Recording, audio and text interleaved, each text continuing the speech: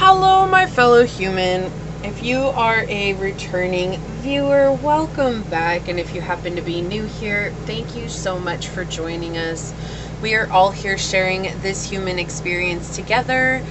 And I do things differently here on this channel, so there might be triggering statements that do arise on the readings themselves. There is no obligation to force it to fit, while keeping in mind that triggers can be a beautiful blueprint for us to deepen our healing journey. If the message happens to resonate with you today, it would mean the world to me if you were to like, comment, and subscribe below. And your time, your energy, your presence are a true gift and a blessing, and I'm deeply honored to be here sharing it with you today. With that, we are getting into a secret message from your inner child that you need right now. We're going to be using Healing the Inner Child Oracle by Nina Manjindre. Such a beautiful deck, absolutely gorgeous energies and colors and images here. I absolutely love this deck. I use it a lot for my own inner child healing and just in general for great messages sometimes that you need to reconnect. So we're going to get that secret message from your inner child today, but first let us start with our prayer and then we will go ahead and get this reading underway. Also, today is a rather warm day. It's been really rainy the last couple of weeks here, but today is pretty warm, and so you might hear that pshh in the background. That is my AC. No, I can't do anything about it. I live in an RV, and it's a rooftop unit, and so it blows directly over us. And I'm not going to subject the dogs to being stuck in a tin can when it's incredibly warm outside, so it should even out once the video gets going. But that's just something that I cannot fix, and I've tried different methods as well as microphones, and it's still there. So just letting you know. All right, my beloved source, this prayer is for any and all who come onto this reading, whether it's for the entire time or for a moment's time. I feel like we're all healing our inner child, and sometimes this is a really difficult part of our healing journey because our inner child went through so much trauma and so much hardships and feelings of neglect and abandonment and discontent and hurt and pain and suffering, and the weight of the world was on our shoulders. We carried so much. Maybe because it was forced on us, but also maybe because we felt like we needed to take that on ourselves in order to be accepted. And not realizing that we were carrying something all this time that wasn't ours to carry. And today I ask that you help us tap into our inner child and let them know that it is safe. And it is okay to put down this gigantic burden that not only are they endearing and admirable, that we love them unconditionally and we accept them as they are in this moment, and that we need them.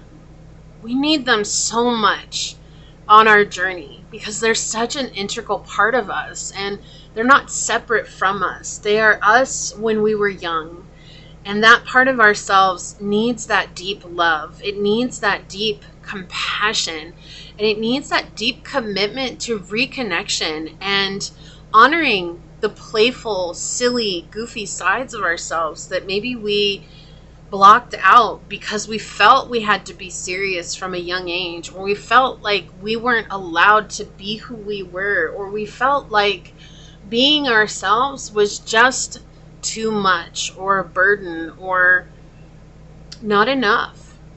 So today I ask that you open those floodgates. Let us cry. Let us let go. Let us integrate, and let us give our inner child the biggest, energetic, loving hug we can so that they feel safe to come to us and let themselves shine, because that's what we want more than anything. As these words are spoken upon this reading and onto this tribe today, so shall they be. Amen. Aho. Ase. Thank you, thank you, thank you, my beloved source. Thank you. All right. So let's get into it. Let me move this out the way. All right. A secret message from your inner child that you need now. A secret message from your inner child that you need now. A secret message from your inner child that you need now. Source, what healing the inner child oracle card will help us better understand this message today? A secret message from your inner child that you need right now. Okay, thank you. I do feel there's a lot of hesitancy on this reading, worrying about what might come through or what might be revealed. And remember that this is a safe space, okay? I am always trying to provide the most open space that I can, because I also know how hard it is when we dig into our inner child work. And I've worked with many clients on this as well. And whatever it is that comes through, I want you to remember that you are not alone, that you are loved and you are supported, and that I am loving and supporting you along your journey as well. And if you don't find that love and support from other people out there, I want you to remember that I hold you on my heart always. Even if I don't know your name, even if I have never met you, I am always extending that love towards you, because I know how challenging and overwhelming that this journey can get. And I don't want anybody to ever feel like they have to go it alone. So you're not alone, and you never will be alone. And your guides and source and your angels are always stepping this path with you as well. But I know that sometimes the energetic realm, while it is beautiful and magnificent and so welcoming, the lack of physicality can make us feel distant and disconnected, even though we know we're not alone. But just sometimes having that in the physical is much more empowering than the spiritual for some of us, especially when we start tapping into our inner child, or if we're starting to tap into shadow work, okay? So I just want to mention that before we really get these cards out here, okay? Because I'm feeling it really heavy on my heart right now. All right, so pile one. What healing the inner child oracle card will help us better understand the secret message from your inner child you need right now, pile one. Thank you.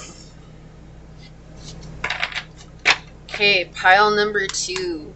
What healing the inner child oracle card will help us better understand the secret message from your inner child that you need right now. Thank you.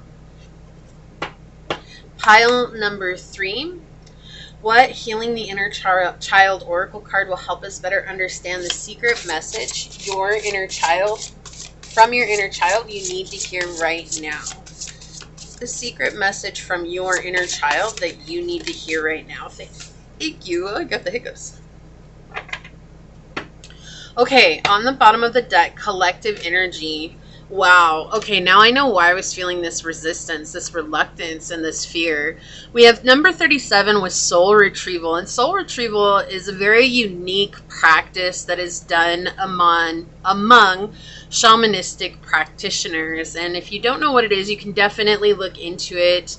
I have quite a few books on soul retrieval, and it's just about retrieving the fragmented pieces of ourselves that we feel we've lost along the journey. Like when there's trauma that happens to us, or there's a huge circumstance that is outside of our control that makes us feel belittled, or makes us feel like we have no say in our lives or the matter at hand. Like we can leave bits of our soul along our journey. And with the soul retrieval, we're retrieving those parts of ourselves that we may have scattered without realizing it. It's not like we reached in our hearts and said, here, whatever this trauma is, take a piece of my soul. No, we literally left it because that moment we changed forever. And that's why we left. We left a bit of our innocence. We left a bit of our beauty. We left a bit of our freedom even. And we have scattered that along our journey. And so that's why meditation is so powerful. And that's why, doing shadow work is so powerful, because these are all simple ways for us to retrieve the bits of ourself. When we have an emotional egoic death and you cry your eyes out, right? Because you can do that at any one point on the journey. I know I still do to this day. Like, it doesn't matter how much I heal. Like, sometimes things just arise and I don't even know what they're connected to. Like, I don't know where it's coming from or what the memory is. It's just the emotion bubbles out of me and I will sit and cry. It happens on my yoga mat. Religiously, it happens on my yoga mat. And it's because we're moving energy out of our body that was stored. And that energy that gets stored in our body actually replaces the fragment of our soul. And so once that energy starts to move and we're able to release it, then we're able to bring back that piece of ourself. There's space now for us to retrieve that part of our soul that we left behind. And, you know, it just depends on how you look at it. It's a very powerful practice, and it's absolutely something that you can look into. Well, I just feel like this is so telling, especially if you haven't listened to the prayer, listen to the prayer. And if you, right before I start, like right at the beginning when I'm shuffling, the cards, the thing is that there was this reluctance for this reading, and I talk about that. So if you guys didn't watch that, I would highly recommend it if you feel called to it. It is no obligation if you don't, and that's okay. But it's just interesting that this card came out, especially after I got that heavy feeling in the beginning of the reading where there's this reluctance to find out what this reading has in store. And I think a part of that comes from just fear of what's going to arise, or what if I have to relive those awful traumatic memories again, or what if I have to go through all of that again in order to be whole. And remembering that our soul retrieval comes from a place of safety and support, which we cultivate, right? So if we've never felt safety and support on our journey, how do we cultivate that for ourselves? And that can be a challenge, but it can also be extremely simple. It can be setting up a space. You know, I know that this sounds strange, but they're showing me this right now. If you guys have ever seen the Gilmore Girls, Lane, she has her safe space in her closet. And part of that's so that she can hide her stuff from her mom, right? But it's a very interesting thing. When I first started this journey, I hadn't even watched Gilmore Girls at that point, so I didn't know this. But I actually created a little seat and a little space for myself in my walk-in closet. If you don't have a walk-in closet, that's okay, but you can just do it in a regular closet, because sometimes going into that small space helps us reconnect with our inner child, because it's like, this is a very safe space. No one can get to me. No one can see what I'm doing. No one can crash in here and you know, bother me. And it just creates a feeling of safety. You know, also it's interesting because they're reminding me when I was little, my brother had this massive bed, and it used to be a waterbed frame, and it was stacked up, but it sat about 2.5 feet away from the wall. And then there was a headboard that sat up on the top of the bed. And so it was about 3 feet tall. And there's this space under his bed, and he would get so mad at me, but I would often go and hide under his headboard for hours. And it's like funny that this came up during my own inner child searching and healing. I'd totally forgotten about it, but I did this for years. I did this probably from the time I was 5 until I was 7 or 8. And I would always hide under his bed. And, you know, it was just like, it felt safe for me right there, because it felt like no one could bother me and no one could infringe on my space or like create chaos for me. And so sometimes I feel like, if you're not claustrophobic, of course, but, you know, like creating that womb type space reminds us of safety, and it reminds us of being with our mothers in the womb, which can even bring up trauma for many of us as well, because sometimes our trauma started in the womb. But if we can recreate that and make it safe for ourselves, then we can set up a ritual where we can start to retrieve bits of our soul, where we can start to reconnect with ourselves. So let's see what this card says from the book. Very powerful energy coming out right away. Okay, so soul retrieval. The invitation here is this card invites you to reclaim one of your exiled parts. When a trauma happens, we might send part of ourselves away into our unconscious for safekeeping, too afraid to let it be hurt again. Yeah, so that energy is very strong here. In psychology, this is called dissociation. In indigenous teachings, it is called soul loss or fragmentation. This dissociation or soul loss serves its purpose in the short term, but drains our life force and can keep us trapped in the suffering of that experience. The parts we leave behind are young and remain frozen in time. Those soul parts wait for us to reclaim them. This is the work of the soul retrieval. We must journey in time to retrieve those lost parts and invite them back and integrate them. We may invite a shamanic or an energy practitioner to retrieve this soul part for us, or do this ourselves through visualization or while we are sleeping or in our dream time. Your inner child. As you look at this card, ask your inner child where they feel drawn. Imagine a plant where your dormant soul parts live and find and awaken the sleeping child. So let's look at this card a little bit closer because there's animals on here. So just seeing what you might feel called to.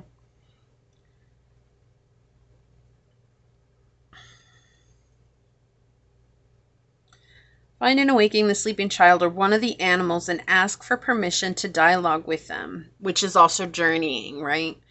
Ask the child or the animal what they represent and why they left. Listen to their story, and if part of them is ready to come back, ask them what is needed in order for this reclaimed part to stay. You may wish to do some automatic writing in your journal. To do this, write a question to the soul part and allow the answer to flow as you put pen to paper. You could ask, why did you leave? What do you need to come back? How can I make you feel safe now? So this is all about feeling safe, okay? And this is going to be very beneficial for you. Once you've connected with a part and invited it back into your awareness, say out loud, welcome home, little one. It's good to be together once again. The journey. Invite some memories of moments in your childhood when you felt afraid, unsafe, abandoned, or unloved to arise.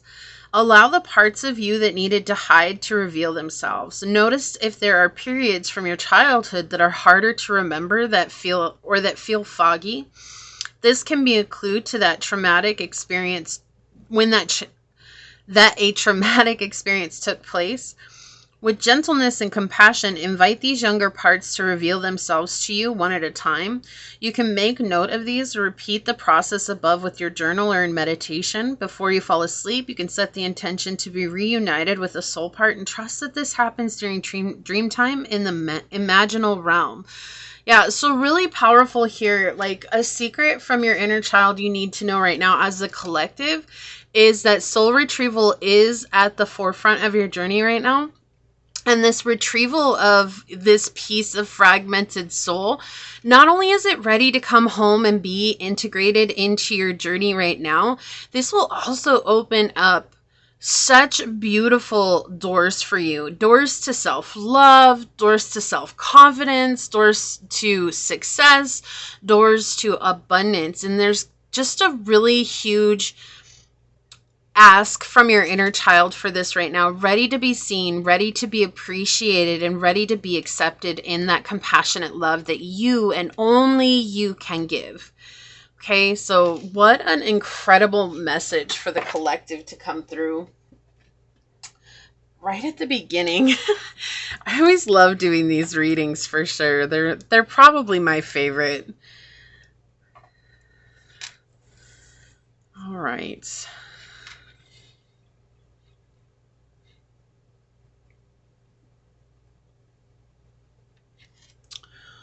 All right, so pile 1, we have this dice with the 6th house on it for you to choose from. And it's 1, 2, 3 on the clock. That's a great synchronicity. We have this piece of green aventurine.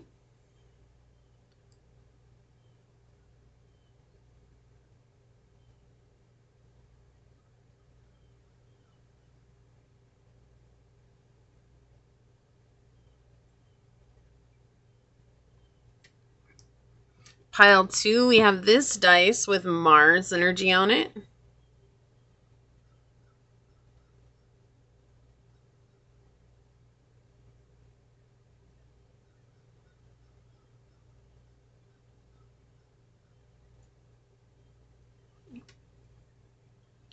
We have this piece of clear quartz.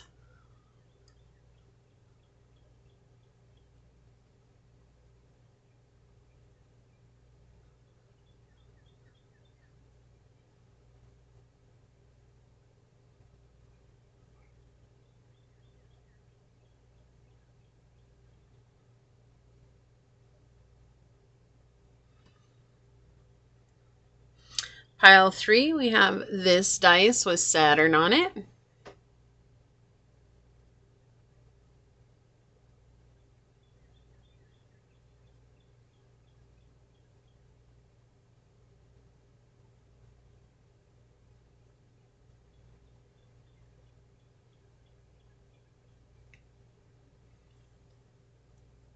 Or we have this piece of Unakite for you to choose from.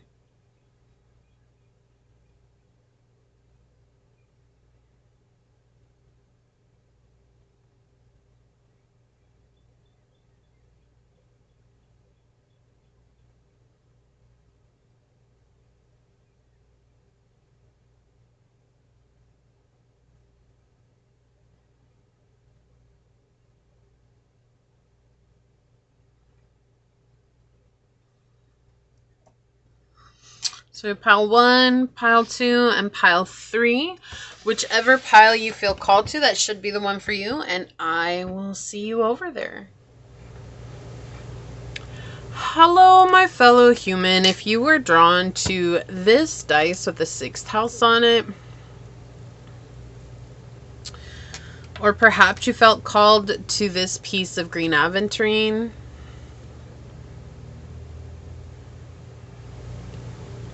or maybe you were drawn to this card during the shuffle, this is going to be your message, a secret message from your inner child that you need right now.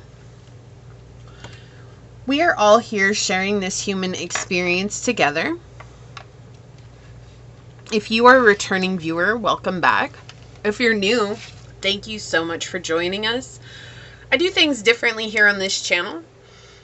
So there might be triggering statements that do arise on the readings themselves. There is no obligation to force it to fit, while keeping in mind that triggers can be a beautiful blueprint for us to deepen our healing journeys. If the message happens to resonate, it would mean the world to me if you were to like, comment, and subscribe below. And your time, your energy, and your presence are truly a gift and a blessing, and I'm deeply honored to be here sharing it with you today.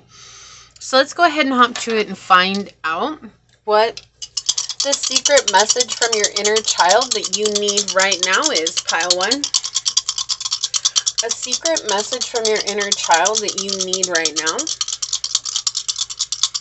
A secret message from your inner child that you need right now. Source, what would you like to share with pile number 1?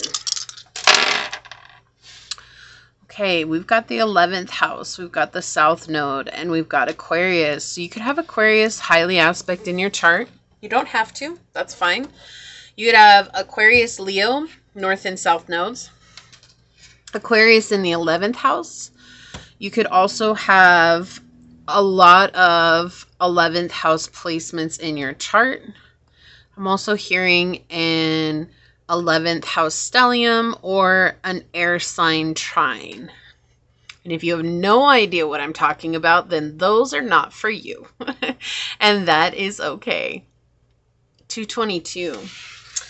So 222, trusting the process, right? Trusting in the process of things unfolding, trusting in what's happening in your life. But the secret message from your inner child is to look back on what you see.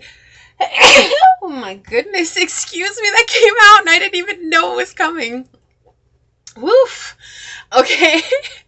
So to look back on what you have perceived as failed friendships in your past where you have had situations where you've been dissociated or where others have been dissociated from you, and there hasn't been a lot of shared emotions, but maybe there's this reminiscing about old friendships and wondering, you know, like maybe I did something and I could have done something more to keep this person in my life, or that I could have tried harder to extend, love or communication or whatever. And what your inner child is saying is that it's important for you to actually see these situations from your past, people you were surrounded by, to see them without rose-colored glasses. It's easy for us to carry, not the blame, but to make ourselves feel guilty about not doing enough, with also forgetting that to be in any kind of connection, it's a two-way road, right? And so there could have been something really traumatic that happened when you were young with a specific friend or with a specific friend group that was completely overwhelming. But a part of you felt like because we went through this trauma together, that we were supposed to stay in each other's lives forever. Like this is something that we should have bonded over, that we should have been able to come back time and time again, that we should have created loyalty in our lives. And yet it feels like if you're still friends with these friends, like there's a part of you that's wondering why, because you're not getting along like you used to, or things are just becoming incredibly difficult, like you're realizing you're on two different journeys, or it's looking back when there was a break in your friendship and your community, when things started to fall apart and things aren't the same as they once were. It's just your inner child saying to take off the rose-colored glasses and look with eyes of clarity, which is a lot easier said than done. But instead of making excuses for them, like, oh, well, they just showed up like this because I did this. What if you took yourself out of the equation for a moment and just watched them show up in those moments? And I know that can be scary. It can feel like we're going to relive the trauma again. And I would just recommend to check out the collective message at the beginning of the reading, which is timestamped in the description box below, because there was such a powerful message that came out, which can help give you some additional clarity on how to do that as well. But it's creating a safe space for you to look at it from eyes of discernment instead of eyes of reminiscing. Because in reminiscing, it's like we try to paint a better picture than what actually was there. We try to convince ourselves like they were much better, they were this, they were that, like at least I had friends. But at the end of the day, when you have people in your life who want to be there, they're going to show up. Just the same, like if you want to be in a person's life, you're going to show up, but you're going to put in the effort. I also have to mention that the AC is going to turn on and off because it's a rather warm day today, and because I live in an RV, it's right above me, and I'm not going to turn it off because it's literally like being cooked inside a tin can, and I'm not going to subject the dogs to that. So if you guys hear the whoosh in the background, it usually evens out after a little while on the video, but it can be really loud at first when it turns on. So just a warning. So this is about really just seeing this with eyes of clarity. Your inner child wants you to stop feeling guilty about how things played out. This is part of your past, and it's something that you had grown accustomed to, especially with the South Node. And in growing accustomed to that, it might have been the way that you had let people come into your life because it was all that you've known, not because of anything other than the fact it's what you had learned along the way. And your inner child is saying it's time for us to put down this burden, to put down this hardship, to put down this hurt, because when we look at it with clear eyes, we're going to see something that makes us realize that we weren't alone in showing up with this, okay?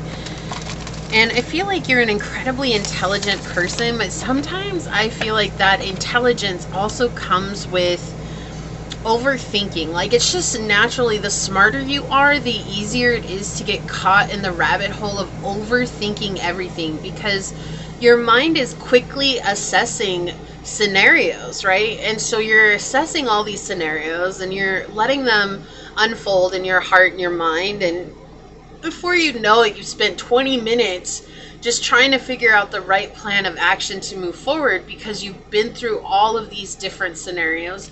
You could have Virgo in Mercury, Virgo in the second house, Virgo in the third house is coming in, Gemini in the third house as well, or just a ton of third house placements in your chart. But this overthinking is something that has a tendency to come from that South Node energy, as well as it can get you into trouble. Not something to blame yourself of or anything like that, but just something to keep in check as it comes up. Remembering that it's okay for you to make a gut-based decision instead of a logical decision. And trusting your gut as well is important. You are intuitive, and allow that to be a guiding light for you here. Yeah. All right, so the secret message from your inner child you need right now. Yeah, you're definitely not giving yourself enough credit. Okay, I wasn't going to do 4 cards, but I suppose that they want to be out. So since it came out with that one, on the bottom of the deck, I won't have enough room, but we'll get it. Yeah, we have the Ace of Swords in the reverse, okay? And this is just showing like the uncertainty and the lack of clarity in regards to this situation. It's exactly what I was feeling as the dice reading is unfolding here. It's like there's something here that you're not seeing clearly. There's something here that's creating a misconception, or it's a lack of understanding or lack of understanding, and it's not from lack of intelligence. It's because there's an excuse, or there's a pattern where it's easier to gloss over the things that people did rather than looking at them through a brutally honest lens. Because when we look at things with a brutally honest lens, it asks us to take accountability and make actions based on that accountability, which is not something that we were ever taught growing up. And so your inner child wants you to start taking accountability for yourself and taking accountability for the actions that you make moving forward, and not beating yourself up for that, right? Like, your inner child just asking to do so from a place of compassion and recognize just how truly powerful you are, that you've come a long way and you've done a lot of healing. And in order for you to balance things out, it's necessary for you to see a deeper truth to the situation from the past. And that has to do with friends that have been around you or are around you right now. Yeah, okay, so misguided conception with both the Ace of Swords and the Knight of Swords in the reverse. Just a very simplistic meaning to those cards together. Is just this misguided conception. Okay, it can also talk about conceit. It can talk about a lack of discernment for a situation, a lack of clarity, not wanting to take accountability for the thoughts that you're having in regards to that situation. But with the Swords cards coming out together, it's also pointing out that it's very easy for you to overthink. And what your inner child wants you to do is to balance this energy out by reminding yourself that it is okay to make intuitive decisions. This is how we begin to find harmony and peace within your life, but also recognizing that you're not as powerless as you might seem. You've repressed a lot from those situations. With the Strength opening up your reading, it's just talking about not wanting to see that truth of the way that they showed up. So maybe the friends that you had, or even the community, you know, the 11th house talks about building communities and the communities that surround us. It talks about our friends. It talks about the people that were like-minded people, or who we felt like we could connect with at any one point in our lives. With Strength here, we see that there's a repression of the actual situations that may have unfolded during that time. And that's something that you're not even looking at right now. Like you're even though you're emotionally tied to those situations, even though you're emotionally invested in some of these situations as well, I keep hearing you're glossing over something, and it just comes from that wound from the trauma that you received as a child, where it's just easier to dust it under the rug than it is to see it with eyes of discernment, because eyes of discernment is scary, right? Like, no matter who you are in life, the minute that you start to tap into the skill of discernment, like, it starts to become incredibly frightening, because you really see deeper truths of people, when before it was just easier to look at the good side of everybody and to think like, oh, no one's going to act like that, or no one's going to do those things, even though we know in our heart of hearts that people do those things, right? And I feel like, pile one, you're someone who's an incredibly deep empath. Like, you want to see the good in people. It's a choice that you had made very much when you were a child, and that choice has now turned into something that is inspired by seeing the good in people, which is a very beautiful trait. And I feel like seeing the truth of people is also, it's like realizing that you have to honor when somebody is toxic, or when someone is in a less than aligned position, or when someone's a liar, or when someone is actually being a manipulator, right? Like, honoring those moments, it can be a challenge, because it's like, I don't want to talk bad about a person, right? Like, I don't want anybody to feel bad because I'm being honest with myself, and so I'd rather not be honest with myself. And that's the energy that's coming in here. And it's not that it's coming from a very loving place. It's coming from a place of just wanting to protect others, but it's coming at the cost of yourself. And I feel like reminiscing about this past situation is coming at the cost of yourself. Like, you're seeing only the good things, and it's as if you're glossing over the bad things that might have happened, the trauma that happened.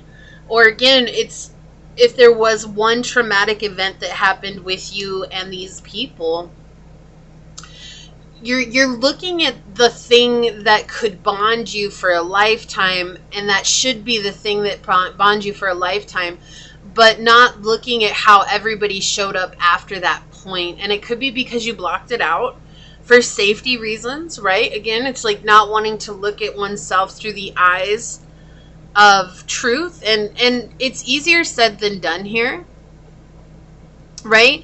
Or it's because there was a lack of accountability for how each other were showing up. We also see neglect here.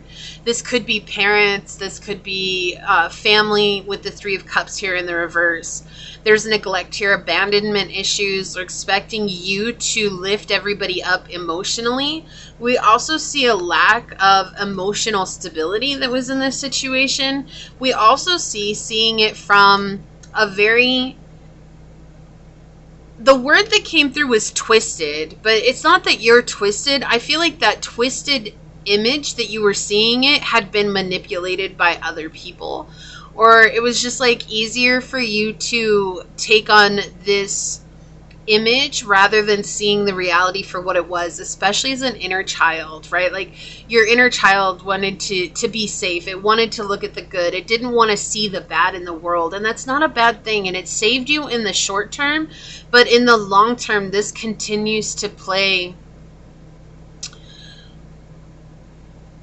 a front seat row in your life when it's necessary for you to bite back just a little, right? You don't have to be cruel. You don't have to be ruthless. You don't have to be unkind, but sometimes you need to bite back. Like, sometimes you need to say something to others. Sometimes you need to set those very strong boundaries, right?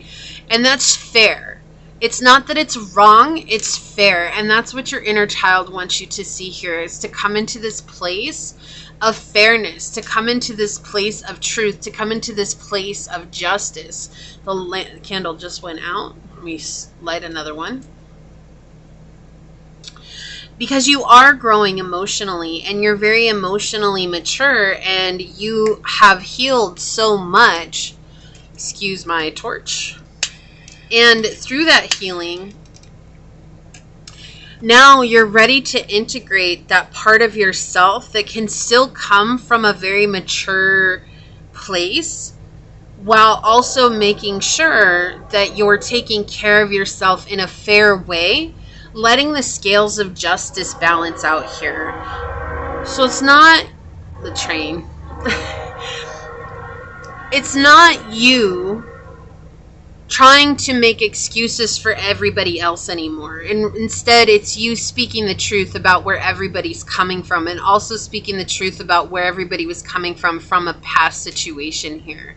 And this may be multiple situations that will unfold the more that you do this, and the more that you uncover like one thing that you've repressed. All of a sudden you might see like, well, little Sally, you know, like I loved her with all my heart. She was the best of the best, and we were best friends, and we did everything together.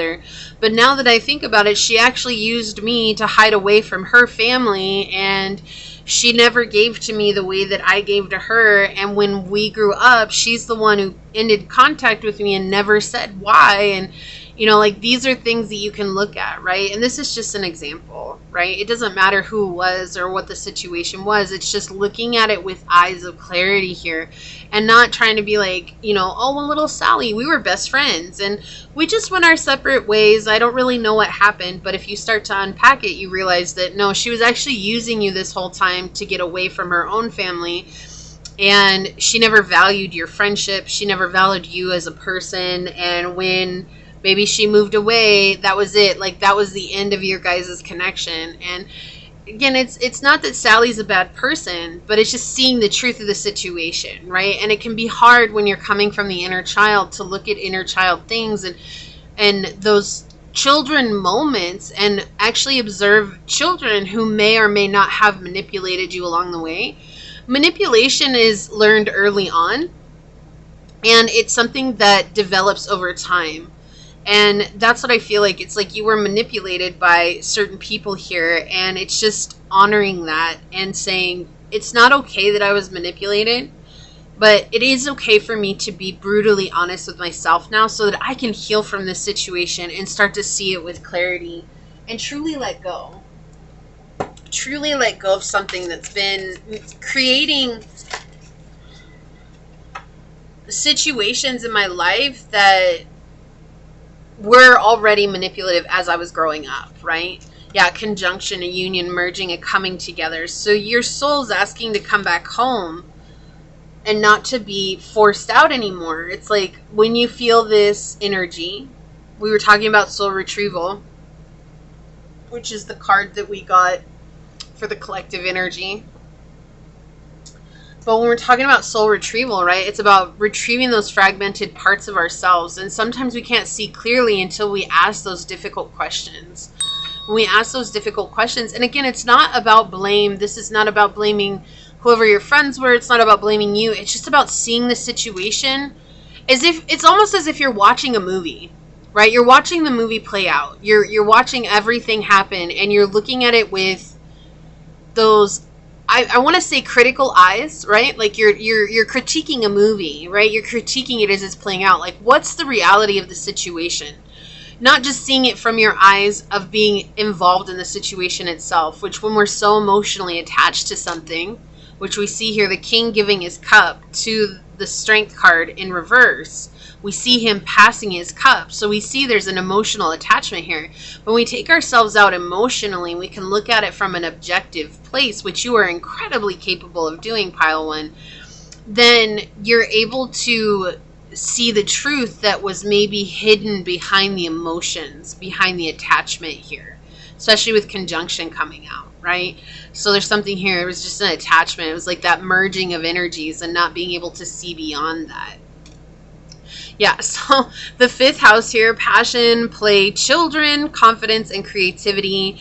So this is something definitely having to do with your childhood, something that has other children involved as well. And this has something that it's been affecting your ability to be confident in who you are and your ability to show up in a creative way for your life.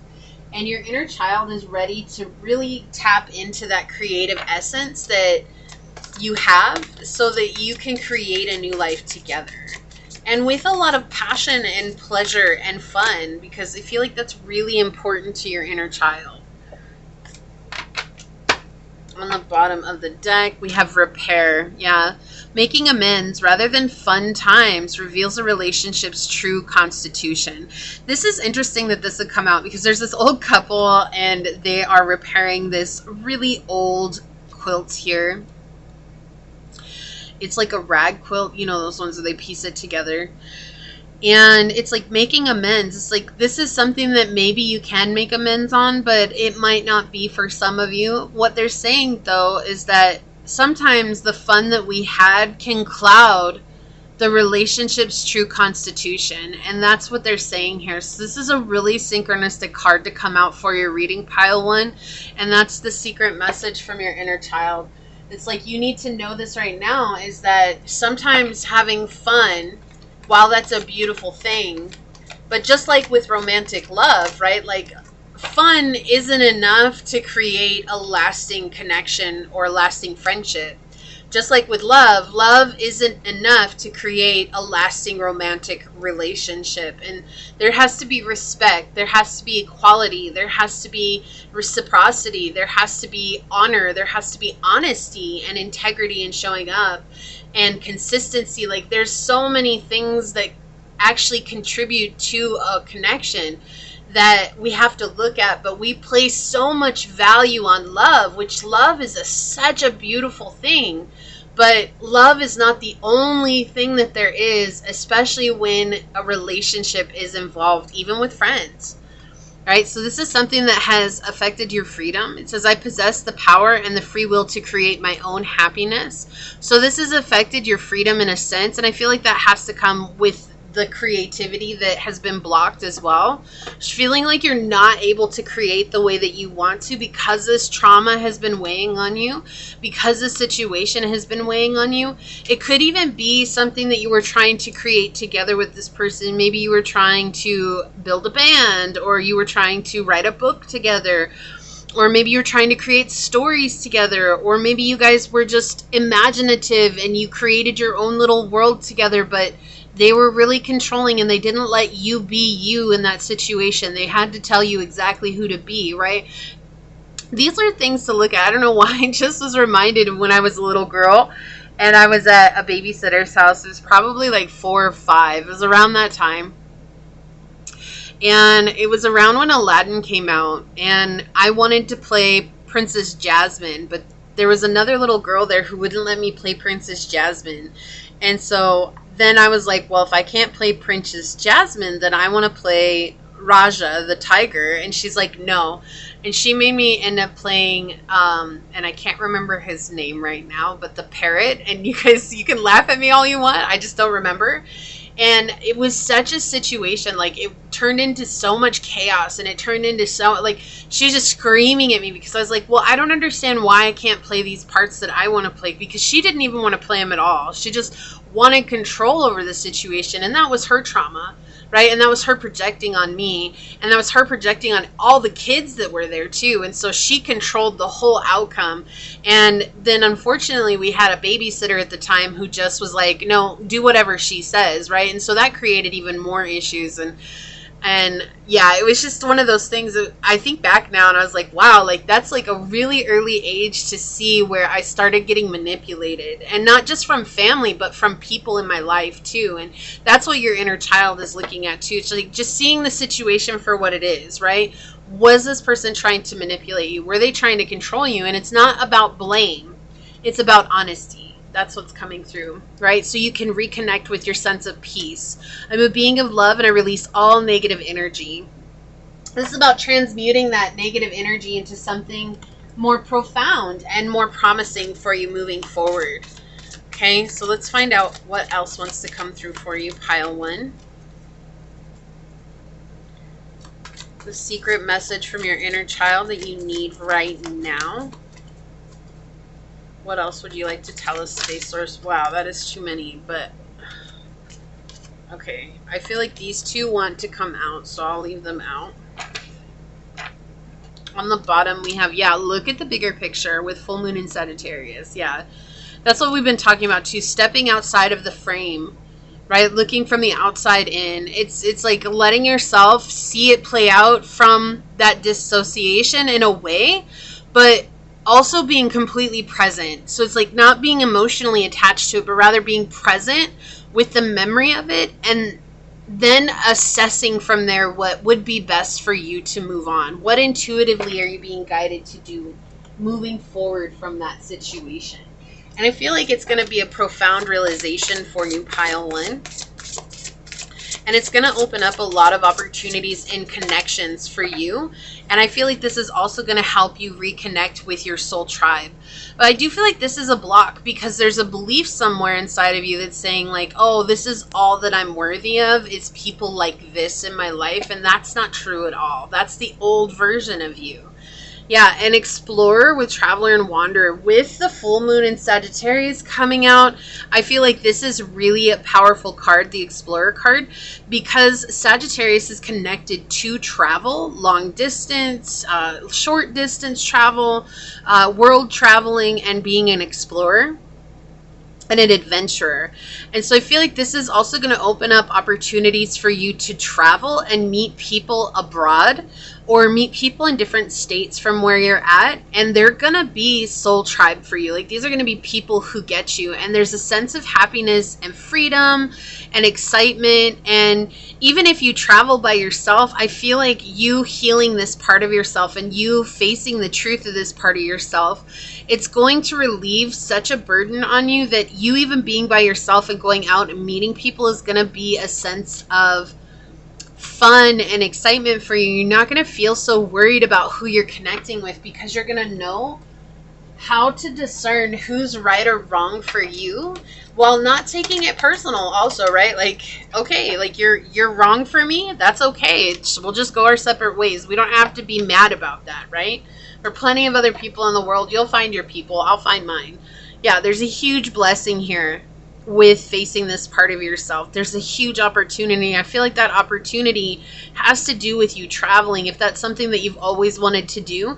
But I also feel like it has to do with connecting with new people from all over. And people who get you, people who you get as well.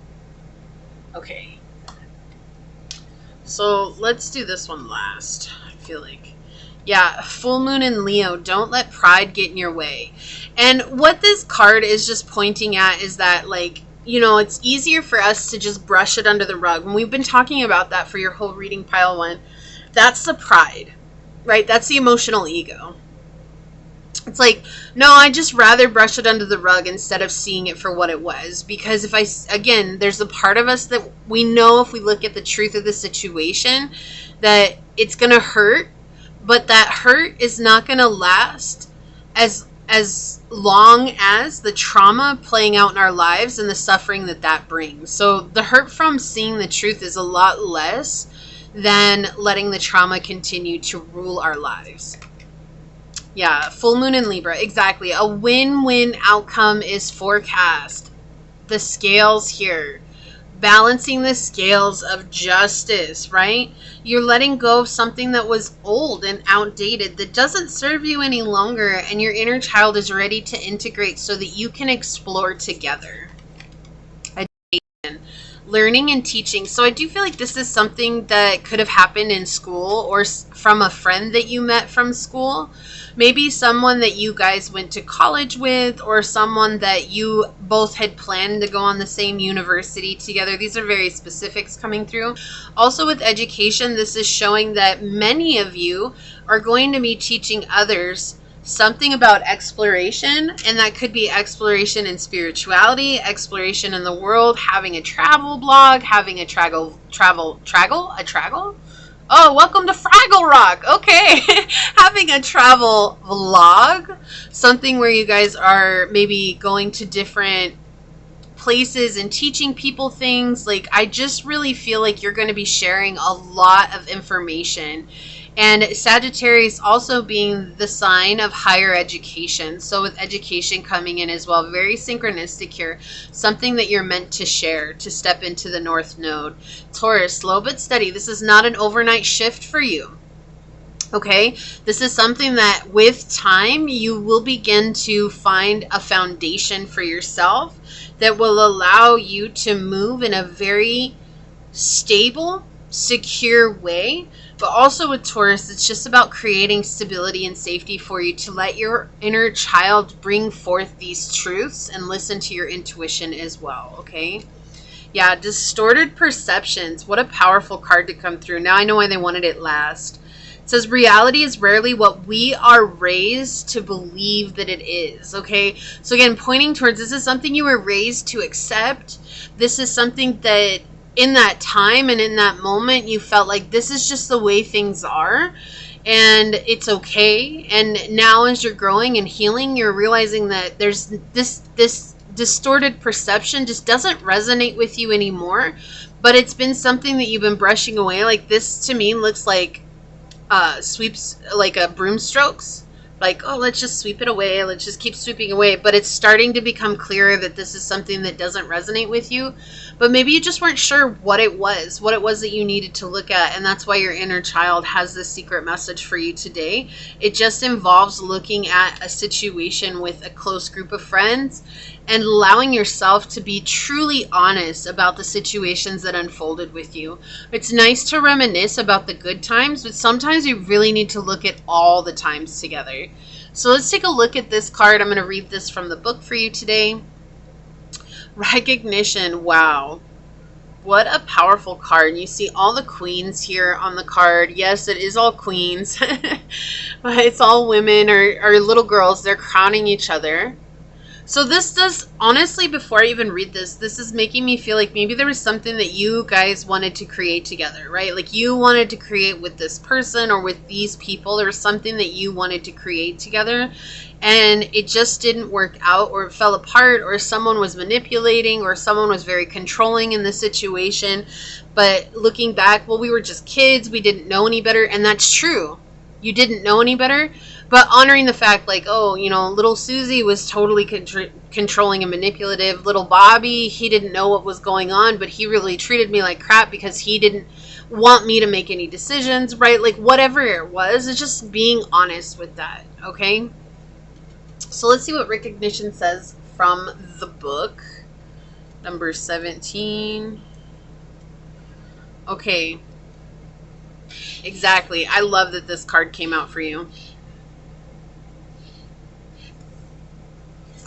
So it says, the invitation is, when we recognize everyone did their best, we claim our place as an adult. We agree to what it is, or what is. We assert our right to exist, and we understand our sovereignty. We recognize that we too deserve love, belonging, and happiness. Recognition of our sovereignty is instrumental to wholeness and integrity. Everyone belongs in a family lineage, no matter what they have done or have failed to do. Nobody and nothing can be excluded. Each one of us belongs to this earth, to ourselves, and to our families. It is crucial to recognize your place in your family lineage in order to feel whole. This card invites you to crown yourself with belonging and sovereignty and claim your place in your life. So stepping up into a position of power for yourself, okay? The inner child, check in with your inner child. Did they feel a sense of belonging to your family? And this can also be for friends. And an experience of full acceptance for who they were. Why or why not? Say out loud, I recognize you.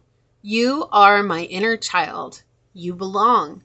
We invite you to journal by writing 2 short stories. The first one begins with, the baby was born at the wrong house. Allow your pen to write whatever comes to mind. The second one begins with, the baby was born at the right house. Allow the words to flow again and do not censor yourself. Observe the stories that define your belonging in your family. Is it hard to accept your lineage and your childhood? What if this was the right childhood for you? As you gaze upon this card, notice your body's response to the crowning of each person in the illustration. Regardless of age, status, or appearance, can you recognize the importance of each part of you? Take a few breaths as you acknowledge and bow to each part of yourself. As you look at each aspect, say, I see you. For example, you can flow with the soul statements in this way. I see you, fear. I see you, insecurity. I see you, shame. I see you, courage. I see you, 5-year-old self. I see you, teenage self. I see you, mom. I see you, dad, etc. When you bow, you accept the reality and the presence of this person or energy. Call into your awareness each member of your family and your friends as you look at each one and say, I see you, and I give you a place in my heart. If it feels right, bow to each one. Notice how it feels to give everyone a place. Claim your place as well and recognize your right to be here. When we bow down before the life that has come to us, just as it has come to us with everything it entails, and we take it as such in our hearts and our souls. This is a quote from Bert Hellinger. So it's just recognizing, right? And I feel like that's the very important thing here. It's recognizing what unfolded in your childhood. And it's not about glossing over it, but it's also seeing the truth of the situation, right? So he shared that story about myself as a child. Is like, I could look back and be so mad at that little girl who I could not even tell you her name because it's been so long ago. And it was not a very long time that we shared a babysitter together. But instead, I recognized that that was her playing out her own trauma and her own wounds.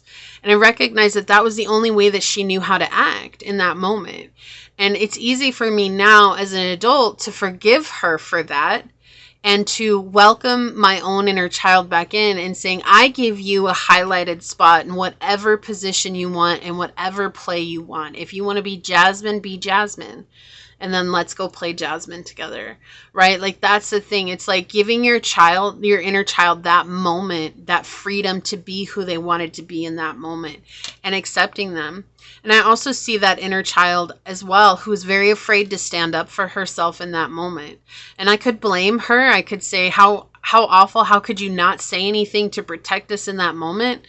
But what good would that do? Because she was a 5-year-old girl who didn't have the strength or the ability to say anything for herself because she had been taught that talking up or that speaking up was talking back. And that included for people who were bullying her. And so I look at her and I give her love and I remind her that now we are no longer in that circumstance, that we are safe, we are empowered, and we are free to stand up for ourselves, and we are free to speak up when we feel like we're being bullied. And that reminds me that it's okay to be in this place. It's okay to accept my divine sovereignty, okay? And this is just something for you to look at for yourself, what your inner child wants you to observe on your own journey. And it really has to do with reclaiming your power with the Strength card coming out in the reverse.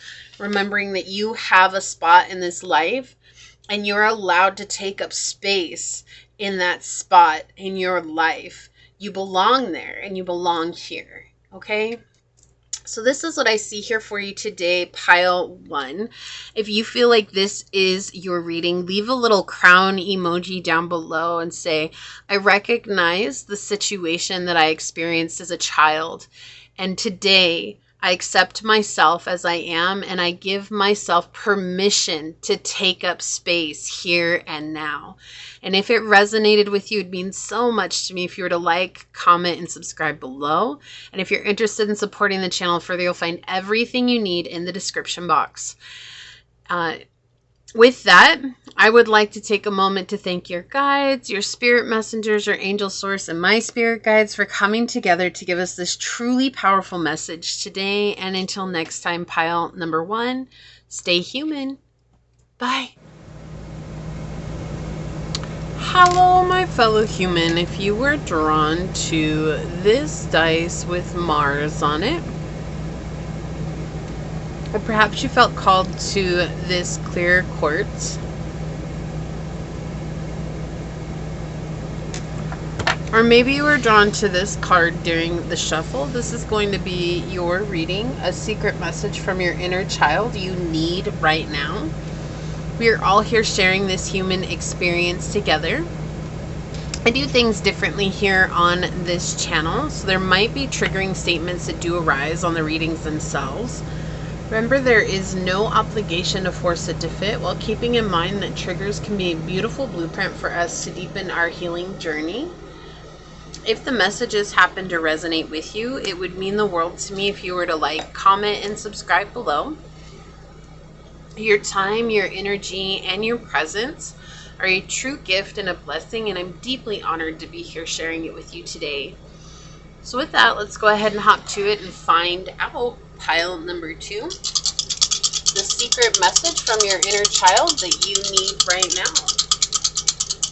What is the secret message from your inner child that you need right now, pile 2? What is the secret message that you need right now from your inner child? Source, what would you like to share with us for pile 2? Okay, so we've got the 5th house. A lot of fire here.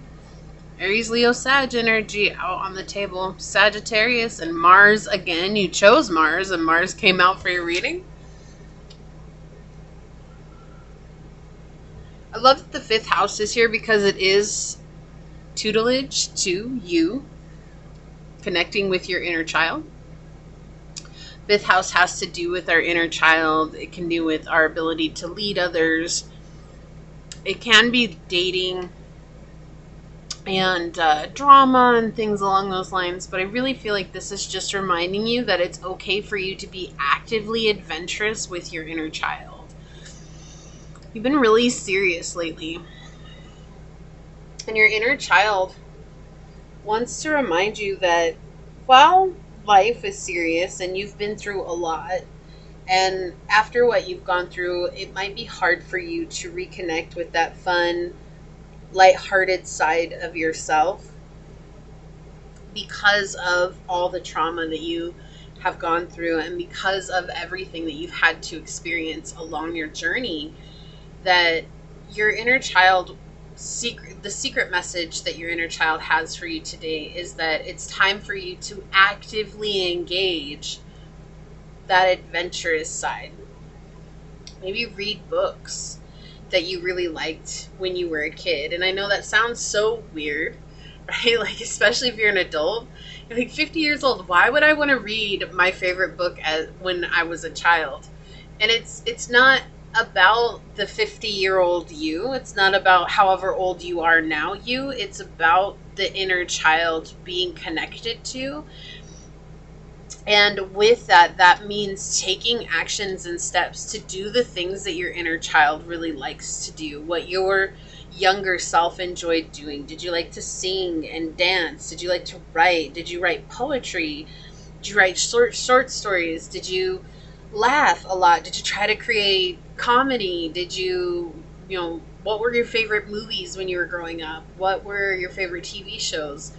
Sometimes just taking some time and placating this part of yourself with that energy, those favorite books, those favorite comics, those favorite activities, like even playing tag or make believe or something like that. Like, it sounds goofy as an adult, but that's exactly what you need right now, because there's this really serious energy that's underlying that right now, and your inner child is trying to help you let go. It's like a ball of fire that's stuck somewhere in your solar plexus chakra, and it's creating a lot of pent up energy. I feel like many of you might have a really tough spot in your stomach, like right underneath where your heart chakra and your solar plexus, like right there, like right under your chest. There might be a really hard spot right there. Like, it feels like there's a lump in your stomach. Not to scare you, no health things like that, but it's just energy that's been stuck there for a while. Others of you are having digestive issues where you're having stomach pains, or where you're having a hard time with being regular, something along those lines. Again, I'm not trying to be too graphic here, but these are energies that are coming through very strongly right now. And letting that energy go is what's necessary right now. It's just this denial of letting yourself have fun, and this denial of letting your inner child shine. It's like seeing it as too childish, and it's not. And I feel like maybe that comes from a societal belief that was forced on you when you were younger, is that you were told to grow up, or you were expected to maybe take care of your younger siblings, or even you were the younger sibling taking care of older siblings, or you were the child that was expected to take care of your parents. And so anytime you were having fun and just being a kid, you were told to grow up. You're too old for that, or like, we don't have time to deal with this. We need you to get on par with us, or whatever the situation is. And so it's hard for you to connect to your inner child because of that energy. And so there's a little bit of anger as well that's coming up from your childhood, or just angry where you weren't able to be a kid and you feel like you missed out on so much. And what your inner child is telling you right now is that it's safe for you to explore that now, no matter your age. You're never too old to have fun. You're never too old to laugh. You're never too old to, get in touch with that younger version of yourself and give it a safe space to have expression, and the fifth house also talks about creative expression. And that could be even just sitting down with a coloring book. It doesn't have to be something that's so wild and crazy, right? It could just be something simple, like maybe paint by numbers, or painting, or drawing, or whatever it is that you feel called to. But there's something there that your inner child really wants you to tap into, and it's that expression. And especially with that anger, maybe using your anger to fuel that expression. So if it's like a poem, write from your little inner child's version of self, and write with that anger and let it come out. It needs to move through you right now. If it's painting, like paint from your inner child. Like, what does that painting look like? And don't aim for perfection here. Let it be messy. Let it be whatever it is. And don't try to pick it apart. Just let it come out however it comes out. Because there's just a heaviness here. Pile 2. There's a really big heaviness here. Also, if you feel called to it, I recommend checking out the collective message from the beginning of the reading, which is timestamped down below. If you feel called to it, there might be additional messages for you there as well. Okay, so what is the secret message from your inner child that you need now? What is the secret message from your inner child that you need now? Okay, thank you. What is the secret message from your inner child that you need now? What is... Okay, whoa, thank you. Source, what else would you like to say? Secret message from your inner child that you need to know now. Okay. There's a lot of manipulation going on from when you were young. You could have grown up with a narcissistic parent. You could have grown up with just a manipulative parent. They don't have to be narcissistic, but they could have been manipulative. I'm feeling neglect coming in as well. Emotional neglect, emotional manipulation, mental manipulation, expectation of you holding responsibilities that weren't yours to hold. Yeah, family for sure. Family for sure. You knew something.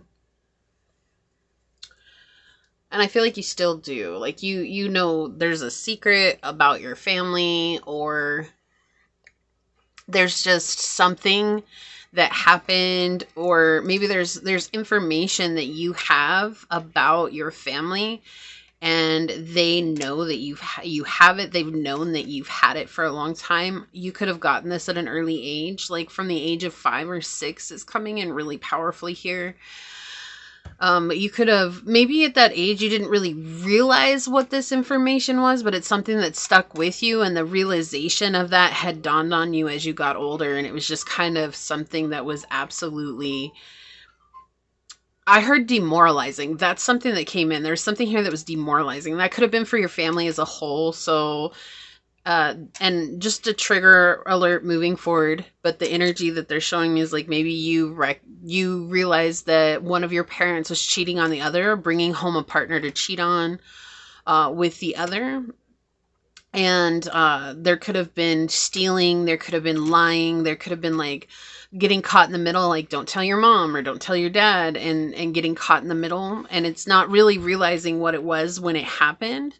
But then as you got older, you're like, why were they putting me in this place? And why were they giving me this huge responsibility that was never mine to have? Like, they're expecting a child to act like what? Is keeping secrets like that even acting like an adult? No, I don't think so, right? That's just a very immature way of approaching life. And so they were putting their immature responsibilities on you. That's what this really feels like. And there was an expectation. And if you ever slipped up, I feel like there was even more manipulation that came with that. Or they used this situation as a means of controlling you. And that's why it's like they always pegged it as being an adult. Well, this is you being an adult. You wanted more responsibility, so you have to act this way, or you have to say these things, or you have to do this. Otherwise, you know, this is going to happen and it's going to create a rift in our family. And so they put like this burden on you, like as if it was your problem. Like if you had parents that got divorced from a young age, like you felt like it was your fault that they got divorced, and no one ever said otherwise. And there could have been a parent here that actually blamed you for the divorce or made it seem like it was your fault. And as you got older, there's this realization like, no, it wasn't my fault. It was, you know, their actions or the way that they chose to talk to each other, whatever it was, right? But this created a rift between you and your inner child, because from a young age, it felt like you were carrying some sort of responsibility that was never yours to carry in the first place. And so that's why your inner child is asking and pleading with you to do something that reconnects the two of you and just reminds you, as you are now, whatever age you are, that it's okay and it is safe to smile, that it's okay and it is safe to have fun. It's okay and it is safe to laugh. It's okay and it is safe to be goofy, weird, wild, unorthodox, whatever it is that you label it as. Like all of those things are okay and they are safe for you to express in that way. But there's this fear that comes up with that. Like if I ever express myself, that there's going to be something that I'm blamed for, or there's something that's deeply traumatizing that's going to follow connecting with the inner child, and your inner child is just reminding you that that's not the case. Okay. So this could have been an Aries that you were dealing with, or someone who has Pluto and Aries. Okay. Scorpio moon is coming through here. A third house stellium is coming through. Scorpio in the third house, Aries in the third house. Taurus in the second house, Taurus Venus is coming in. I also hear Taurus rising and Taurus Scorpio south nodes coming through. I also hear a Gemini in the seventh house is coming in. Okay, so... But this is somebody who is incredibly shallow, okay? And that's what your inner child is telling you. Like, they wanted their image to be protected at all costs, and they did not care who they tarnished in pursuit of that, including you. And this is an incredibly unfair situation for you to have lived through, because you were the one that was dependent on this person or on these people. And I do feel like this is like parental energy that's coming in. It could have been a grandparent. It could have been an auntie and uncle. It could have been a caretaker. This could have even been a teacher. But you were carrying responsibility from someone that saw you as a threat to their image.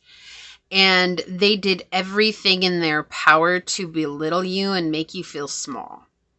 Okay, and so right now, what is happening is that the way to heal this, and that's what your inner child is trying to show you, is the way to heal this. Is this something that maybe you are familiar with, you're very aware of, or maybe it's like you're aware of the situation but you weren't as aware of the wound, or this is something that's coming up, right? As you're healing, it's coming up. So everybody's at different stages on their journey. But what is happening now is that your inner child is reminding you that this situation that played out was manipulation at its finest, with the Three of Wands in the reverse here. This is someone who lives their life in a state of constant manipulation. Like, they manipulate everybody to gain traction. They manipulate the people around them to save face. They manipulate people around them so that they look like they're the ones on top, so that people have empathy for them or sympathy for them, so that people are worried about them, so that people are excited for them, so that people are praising them. This is somebody who doesn't see people, they see pawns, and you were a pawn that they saw. And they used you according to that self-philosophy that they have.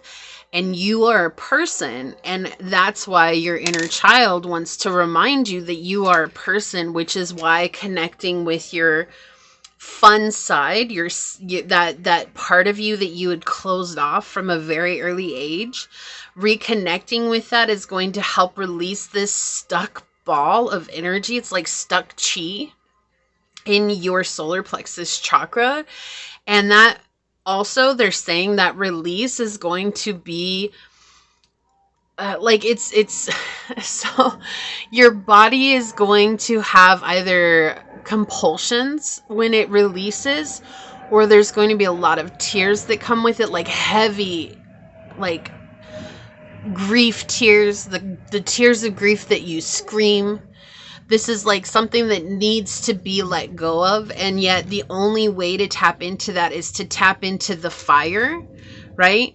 Originally, Scorpio was ruled by Mars, which is a fiery planet, which is ruled by the god of war. We have Leo, Sag, and Aries. We have Aries, and then we also have Scorpio, again, energy here, which originally ruled by Mars. So we're looking at your inner child reminding you to tap into that fire. But right now, you could have also a bit of a belly, or you've been struggling losing weight around your midsection. Like, your arms could be really toned, your legs could be really toned, but you might not be able to get a six-pack. And you're like, what the heck? Like, I've worked so hard, but I'm struggling to lose this weight around my midsection. And maybe you've given up. You're like, it's just my genetics, or it's just the way I am. Like, there's nothing I can do. But the reason being is because that energy is stuck in your belly, and it has to move through. And I feel like the moment that you feel it move through, you're going to notice a lot of things that shift. You're going to be losing weight a lot easier if that's a problem for you. And you're really healthy, you're really working out, you're really doing everything that you can to stay fit, right? Even for those of you that are stagnant, like, you know, and again, not everybody's lifestyle is different, but I just want to say, or sedentary, I should say sedentary, not stagnant. For those of you that are sedentary, like, you still might even see or notice weight loss happen, and it's because that energy is moving. But the reason why is that chi is stuck there, and that chi it's just dormant, and it's stagnant, and it's creating all kinds of issues in your midsection right now. And that creativity, right? Anytime we become creative, while it does align with all of our other chakras, the main one is taking the first step to that creative expression, which is the drive of the solar plexus chakra. And so this is about reigniting the fire. You could have also been feeling like depression lately, or like you don't have any energy, and that's also tied into this as well. Yeah, this is really heavy. I feel a little bit nauseous right now, honestly. Like, I feel like there's something about this that really bothers you, and that's okay. Like, Again, and I just want to mention, pile two, if you check out right before I started shuffling, I'm actually going to put it as a timestamp for shuffling when I upload this. But if you go to where I start the shuffle, there was a channel message that came in really strongly. It was so powerful. And I got this energy where there's some resistance to finding out what the inner child has for us. And I explain that further. And so you can definitely check that out. The timestamp is always in the description box. But I do feel like there's a little bit of resistance here. I'm a bit nauseous right now. Like, suddenly I just like want to just stop and just leave it at that and not continue. And I feel like it's because there's so much trauma that is attached to this situation, and it's understandable. And I just want you to know that if that's what you're feeling, it's okay. All right, there's nothing wrong with that. Like there's nothing wrong with you. You haven't done anything wrong. And I really want to say that this is not your fault. Whatever happened, no matter how much this person tried to convince you that this was your fault and maybe succeeded in doing so, none of this and none of their actions and none of the way that they showed up was ever your fault. Not ever. It wasn't because you did something wrong. It wasn't because you said the wrong thing. It wasn't because you were born at the wrong time. None of that. And I feel like there's so much weight on this where you really struggle with feeling good enough, and you really struggle with seeing yourself as somebody that's worthy of good things. And it comes from this constant manipulation that you experienced as a child. And I do feel like you suffer from CPTSD, and that's complex post-traumatic stress disorder. And that is something that's really hard to get through. If you've not been diagnosed, it might benefit you to talk with a therapist about that and to talk about this further with the therapist. I will always advocate therapy because I myself have gone through therapy. I also have CPTSD. I've been through a lot in my life as well. And I will always advocate talking to someone who's outside of the box and who can look in and also see, accept, and value our perspective, even when we feel like we're only complaining about life, or even when we feel like we're just being mean or ruthless to others just by sharing the story or whatever it is that we went through. Because a therapist is going to listen with no bias in the situation, okay? And I just want to point that out. But there's something here where it's like it's really heavy on my heart right now, where it's like I just feel like you've been carrying this burden. And I feel like you've been carrying this weight, and this weight has been saying you're not enough. You can't ever be enough. Nothing you ever do will ever be enough. You'll always be a problem. You're the problem in everybody's lives. And I feel like you've had a lot of failed relationships in your life, and that's always the thought process that comes back is it's like, it's my fault. It's me. Like, I'm the common denominator. Like, obviously, if I were to have a successful relationship, then maybe I will finally have been enough. And what is happening is that this cycle and the pattern and the thought process that this pattern created in your life continues to play on repeat. And it's on the subconsciously, it's running your life and saying that I'm not enough. And that's a belief that you might still deeply resonate with. And I just want you to know that that's the illusion. And I know that me saying it, I could say it to you 100 times. And I know that that's not enough to break the illusion. But I'm telling you that this is a pattern. It's a thought process that has diverted everything that's been worthwhile for you, including things that you want to actively create. It's like you start in on these creations, but then you lose the fuel, you lose the fire. And that's why your inner child is saying tap into that anger, because the anger is there. And I feel like for you, pile two, either, so there's a split here where it feels like some of you have really, really deep-seated, deep-rooted anger issues, like you blow up on a dime. And others of you, it's like to actually feel anger, it's like you've been pushed beyond. Because for you, it's like anger is not an acceptable emotion. And that's, I'm feeling this, it's almost like divided down the middle. That's what it feels like here. And your inner child is saying to use that and express that. You know, if you're explosive, let that anger become an expression of creativity.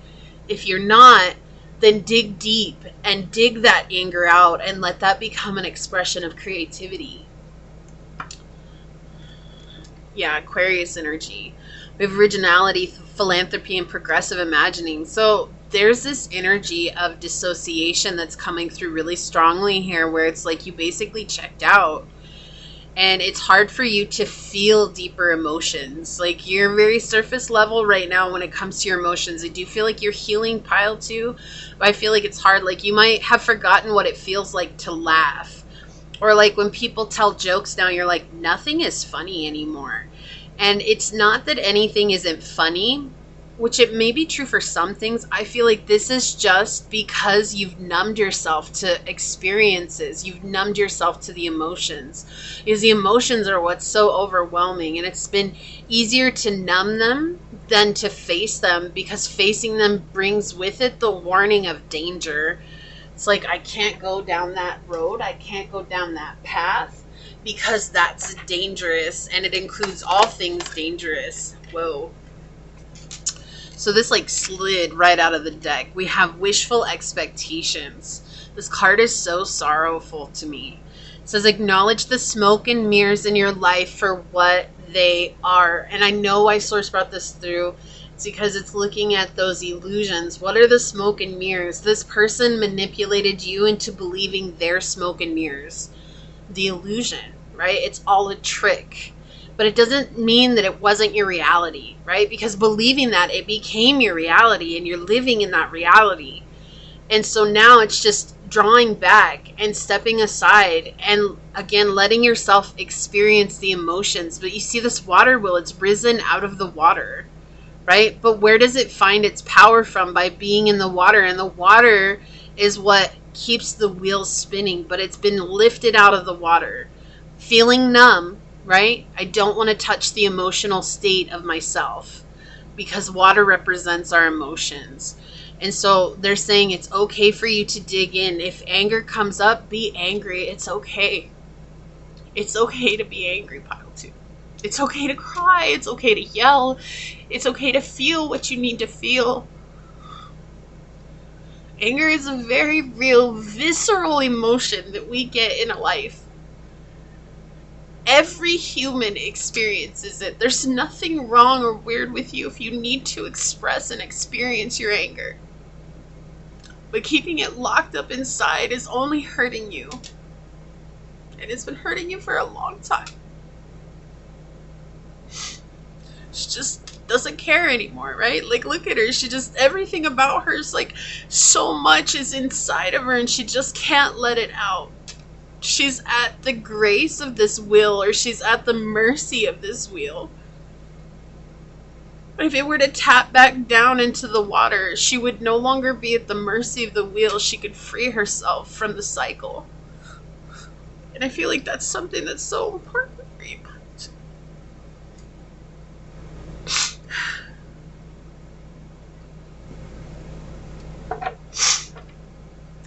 Okay. Yeah. We have 44 with lantern. Consciousness is light. This is bringing it into your awareness. And maybe numbing yourself, it was just easier because then I didn't have to be aware of what I was actually feeling. But now it's time. It's time to shed the light on those emotions. It's time to shed a light on that past. This is not about seeing it. It's about feeling it. Again, her hair looks like fire, right? This looks like, even though it's water back here, this looks like it's on fire to me right now. Lanterns have fire in it. Everything, it feels very fiery. This is something about the anger. And I feel like your anger might be the very thing that drives your passion. It might be the very thing you need to connect with your passion.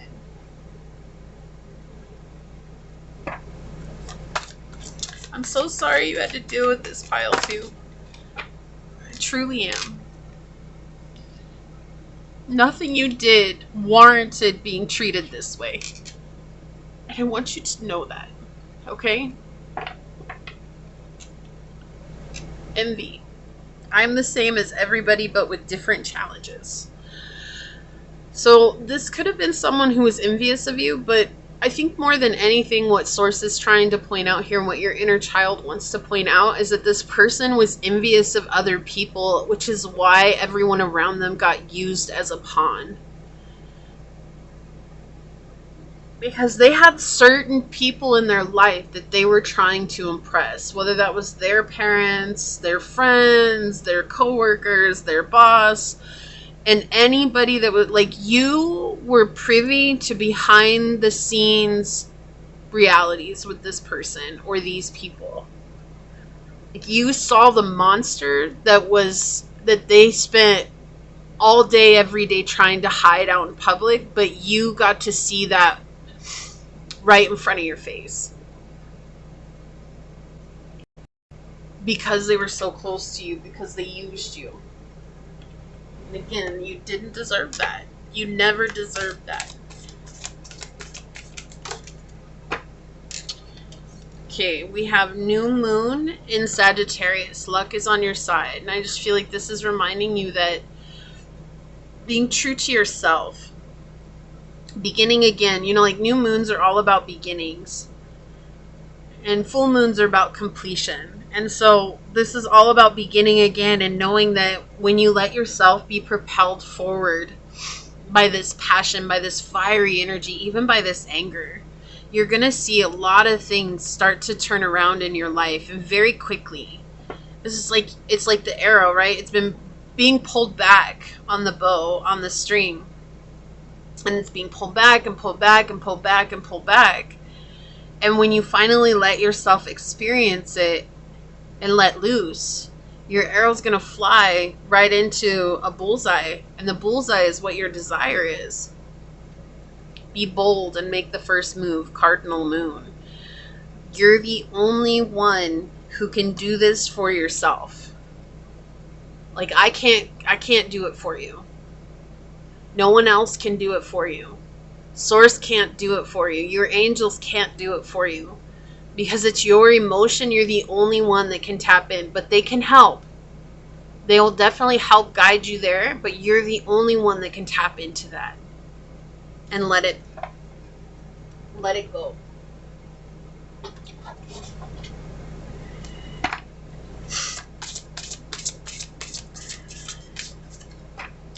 Okay. They're giving you guidance here. Your inner child giving you guidance. I was saying that your guides would help. Source will help. Okay, your angels will help. We have devotion here. Spiritual practices and intuitive history. Trusting your intuition. Connecting through your spiritual practices. Maybe you do moon rituals. Keep doing that. Let that be something you really just set a time for. Like all this night sky here in these cards. There's a night sky here, the night sky here, which is the moons, but then the night sky here with the moon. Okay, so letting the night sky guide you. You're like a star. You shine the brightest when it's dark. That's what makes you so beautiful. Because you're shining at night.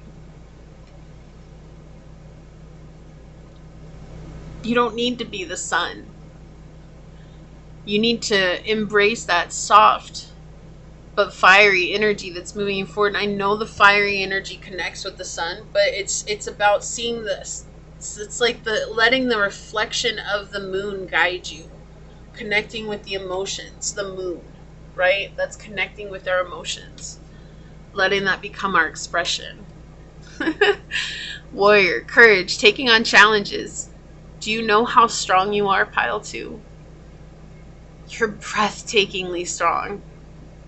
It's incredibly admirable, everything that you've been through and what you've survived. And now your inner child is ready to express a part of yourselves that has been closed off for so long. It's ready.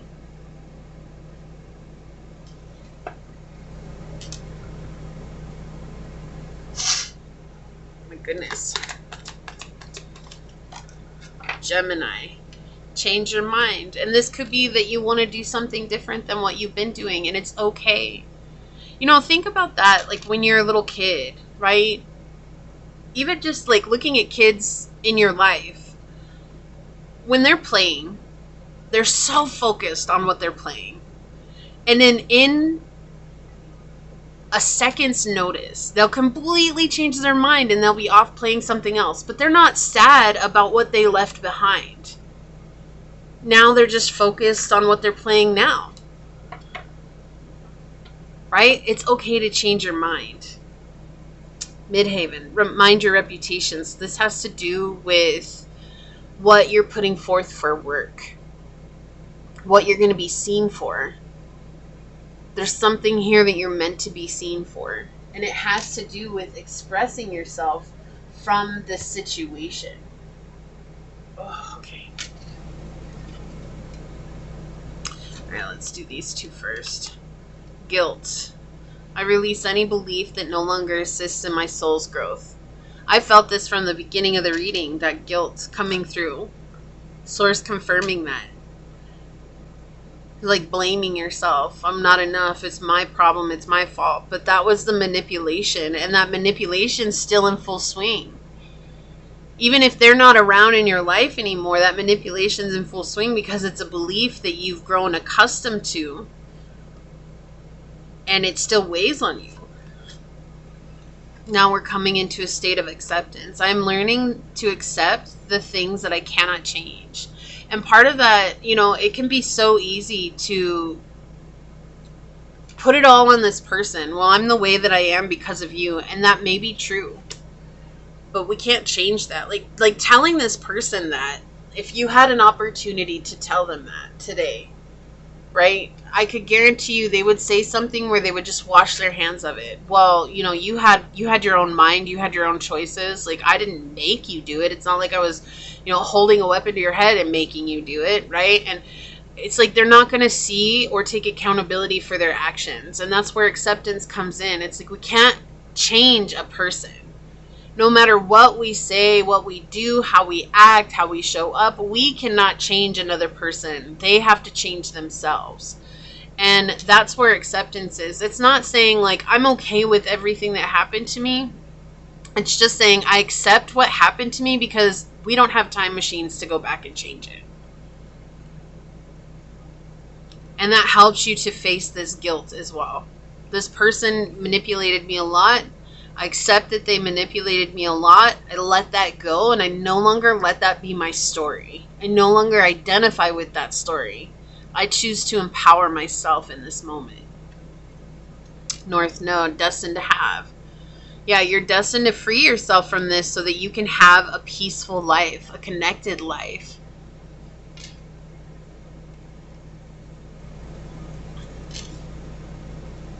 Also feel like with Gemini here being under North Node, it's like you're destined to have freedom of thought. Freedom to choose what you want to think about. So let's take a look at this card. I'm going to read this from the book for you. We're going to see what it says. Destiny with the North Node. You're meant to have something in your life. You're meant to experience it. And I feel like that's also coming back and saying that you're good enough. You are enough in this moment. There's nothing you need to change. You're enough to create your dream life. You're enough to create whatever it is that's been on your heart to create. You are enough. Okay? So it says, invitation, you are on the right path always and no matter what. This card is a reminder that you do not need anything or anyone to tell you how to live your life or which path to take. You are always connected to your soul's guidance and to your essence. Nobody can hear your own inner voice better than you. Do not give away your power. Trust yourself. You were born with all of the information you need deep within you. It might take a lifetime to open your heart and accept it, and we have that acceptance card.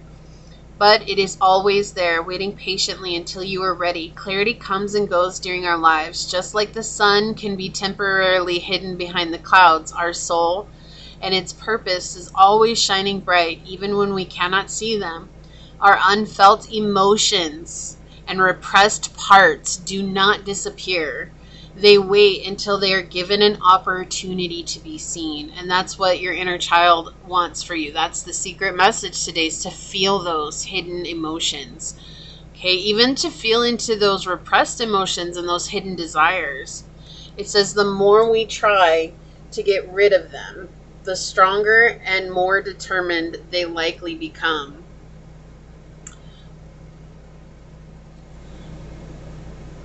They have a purpose and they hold the key to our healing and integration. They serve as our inner compass. When we take time to be present with our emotions, we gain clarity. What am I?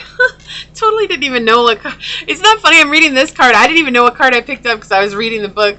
So I picked up the acceptance card and looked, and that's the thing. It's like, I feel like that's the thing, is to accept your emotions. Like, this is a really important message from your inner child, the acceptance is. That's funny. I didn't even know. I picked it up. Having our human moments and how they also have signs and synchronicities with them. When we take time to be present with our emotions, we gain clarity about what brings us joy and fulfillment. Our feelings offer an internal guidance system, warning us when we are off course and encouraging us when we are stepping toward our destiny. Being attuned to ourselves, we learn to discern what living our destiny feels like. It's a journey, not a destination. This card invites you to stop waiting. Stop waiting. What if this moment is exactly where you're supposed to be? You are ready, right here, right now, exactly as you are, to step into your destiny.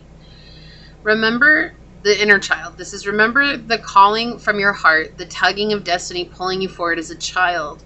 What activities did you effortlessly immerse yourself in? Yeah, and that's what I was saying at the beginning, to do those things that you felt called to as a child. When would you lose your awareness of time passing? Was it when you were drawing, singing, performing, reading, caring for a beloved pet, or playing school? Is there a dream you had back then that seemed impractical? Why? What does your younger self have to say about it? Ask them and listen. Tell your younger self, I trust we are guided. The journey here is prepare yourself for this journey by breathing in to the count of 4, holding the breath to the count of 4, breathing out to the count of 4, which is known as box breathing, and holding the breath again for the count of 4. Yeah, so that's box breathing. If you want to check it out, you can find exercises that'll help guide you for that. It says close your eyes and do this for at least 1 minute. You may want to bring this card to the center of your chest, so you can't do that, I'm sorry, but you can always have it on, take a screenshot or something and have it with you. It says allow yourself to travel into this card with the intention of deepening your connection with your soul's purpose. The possibilities for exploration are endless. Take your time observing these etheric floating spheres filled with life and nourishment. What do they remind you about your destiny and purpose? The soul speaks to us in images and symbols, so these messages might not make immediate logical sense, but trust that your soul understands this language and that the guidance will come clear with time. Connect with the source of light in this card and receive the wisdom and information it holds for you. If this light could speak, what would it say to you? Listen. So an incredibly powerful energy. It's all about reconnecting with your soul purpose, and that's letting go of the weight that has been on your shoulder for so long, that's keeping you in a state of feeling like you're not allowed to express yourself, or the belief that numbing yourself is somehow saving you from the excruciating suffering that you've experienced, which in some case it did when you were younger, but now you're the adult. Now you're the one that creates the safe space. So allow yourself to create that safe space for yourself and give rise to your inner child, because it wants to express something desperately to you. And it's going to vary for each person, but it's going to be very powerful when it moves through you. I can promise you that. I love you, pile number 2. Here's a big energetic hug for you. You're amazing and beautiful, magnificent and smart. I'm so honored I got to connect with you in this way today. So I'm going to go ahead and leave this here. This is what I see for you. If you feel like this is your reading, leave the little earth emoji down below and say, today I ground into a safe space and allow my heart to expand and tell me what it is seeking in this moment. And if it resonated, it would mean so much to me if you were to like, comment, and subscribe below. And if you're interested in supporting the channel further, you will find everything you need in the description box. So I'd like to take a moment to thank your guides, your spirit messengers, your angel source, and my spirit guides for coming together to give us this message today. And until next time, pile number 2, stay human. Bye. Hello, my fellow human. If you were drawn to this dice with Saturn on it, or perhaps you felt called to this piece of unakite,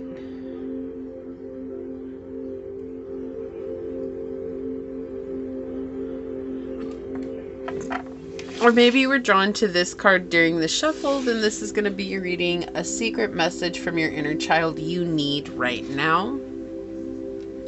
If you are a returning viewer, welcome back. If you are new here, thank you so much for joining us. I do things differently here on this channel, so there might be triggering statements that do arise on the readings themselves. There is no obligation to force it to fit, while keeping in mind that triggers can be a beautiful blueprint for us to deepen our healing journey. If the message happens to resonate with you, it'd mean the world to me if you were to like, comment, and subscribe below. Your time, your energy, and your presence are a true gift and a blessing, and I'm deeply honored to be here sharing it with you today.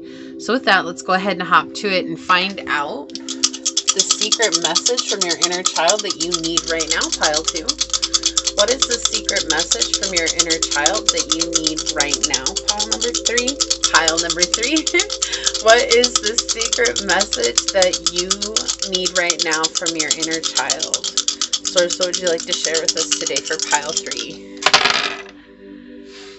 All right, so we've got the 8th house, we've Jupiter, and we've got Aquarius. This is about self-empowerment and trusting that you are naturally lucky.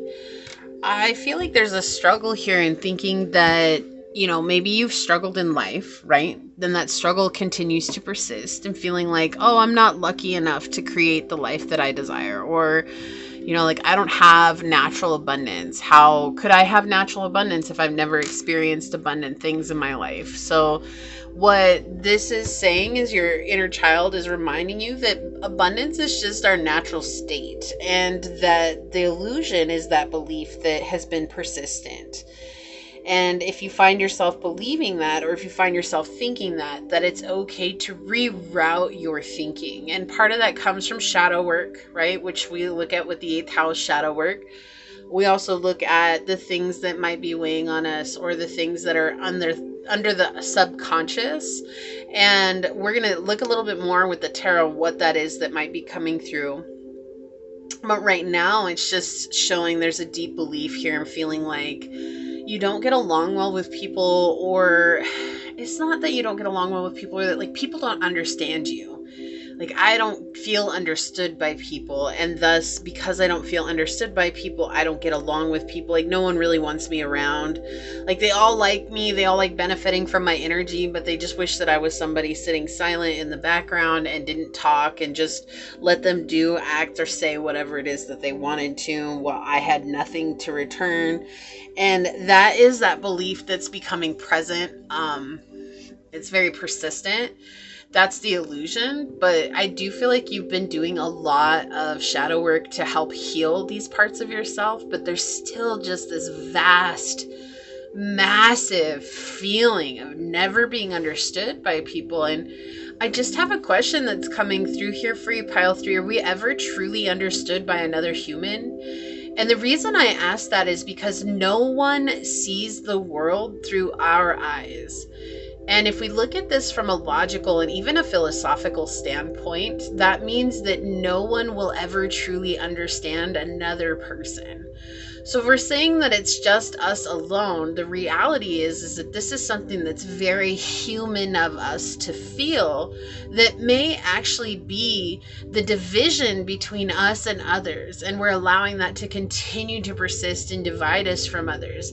I'm not saying that you haven't been in situations where you felt deeply misunderstood. I feel like that's why this belief has been so concrete in your life, is because there's been countless situations where you truly have been misunderstood. But ultimately, when we stop and reframe how we see it,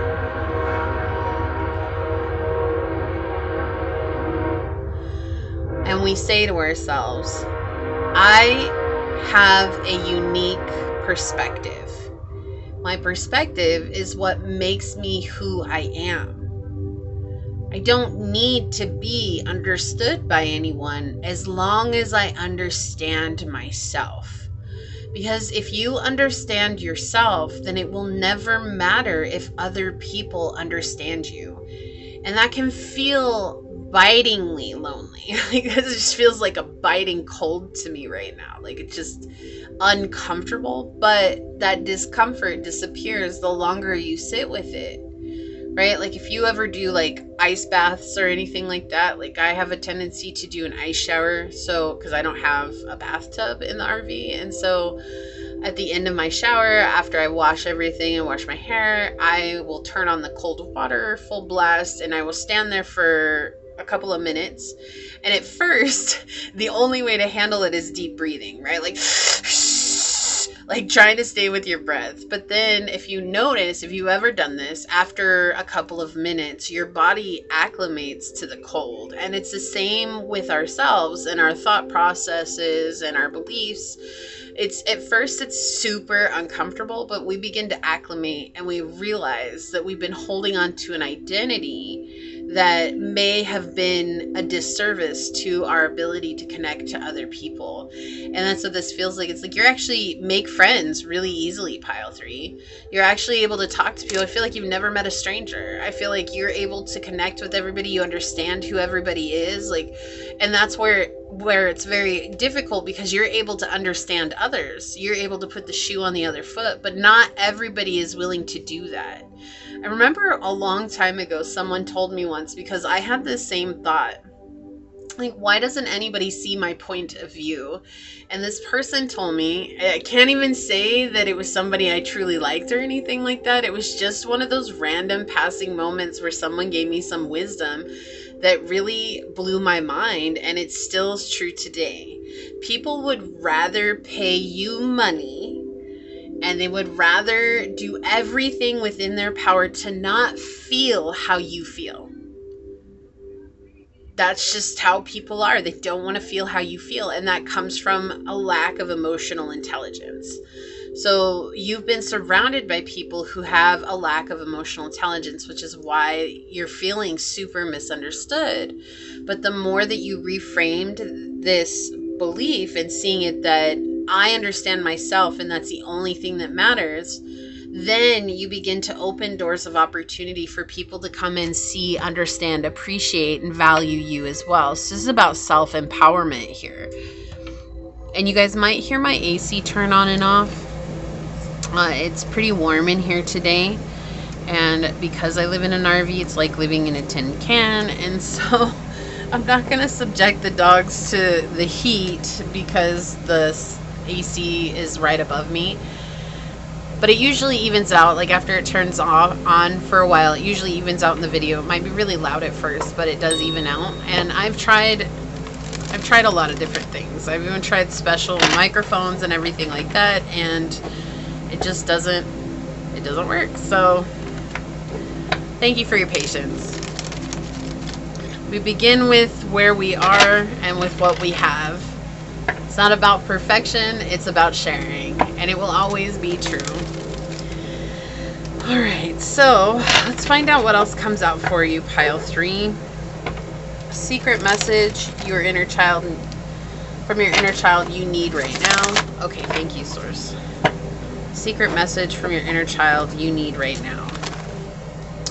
Yeah, there's a lot of situations that are arising that are keeping you feeling like I'll never be understood by someone else. Like I'll always be alone. Yeah. And that is a lack of integrating the shadow with the light, right? Temperance card talks about integration of complete opposites.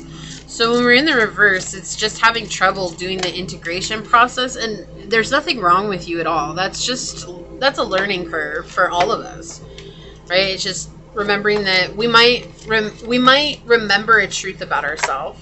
Okay, so heavy Sagittarius energy here. We might remember a truth about ourselves,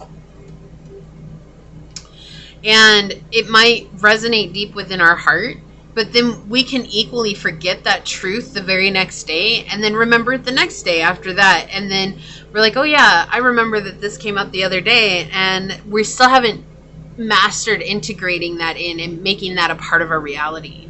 So it's basically learning as we go, right? There's no book of dummies on this. There's no handbook guide on this or anything like that. It's literally just finding what works for you and then just keeping at it. Consistency is the only thing that creates success and creates lasting change in our lives. That's the truth with anything. But everybody everywhere is looking for an overnight success, an overnight pill, an overnight something that they do one time and it's done. And this is literally just reminding you that it's all about taking those consistent actions to do what is best for you. So you are healing, but that healing is coming with its benefits. But because you're not seeing it, I do feel like you're losing hope here. Yeah, this feels like an uphill challenge. This feels like an uphill battle too. Like I'm not making it anywhere. I'm not doing what I want to do. I'm struggling here with the star in the reverse. You're losing hope, losing faith, losing trust. But with the Magician coming out, it's showing that you're actually manifesting things just because you can't see them with your physical eye, right? Whether that's soul family, it really feels like community here. This really feels like building a community around you. Just because you're not seeing it with your physical eye doesn't mean it doesn't exist. This could also be that you have like a platform that you're using to get information out to people or to share something with others, and it just hasn't yet been successful. But that doesn't mean that it won't be. And your inner child is reminding you to reframe the way that you're looking at that, right? Right now, the emotions are what have power over you, and they're powering your thoughts. And when you put your emotions down on the table, then your thoughts also take a back seat. And instead, you focus on truly going towards what you're passionate about to manifest something physically in this realm. But you're exhausted. And that's understandable too. Like, it's okay. It's okay, but don't let that exhaustion be what deters your path or makes you quit. There's something about sticking true to the path here. Yeah. There's something here that's worth celebrating. Okay?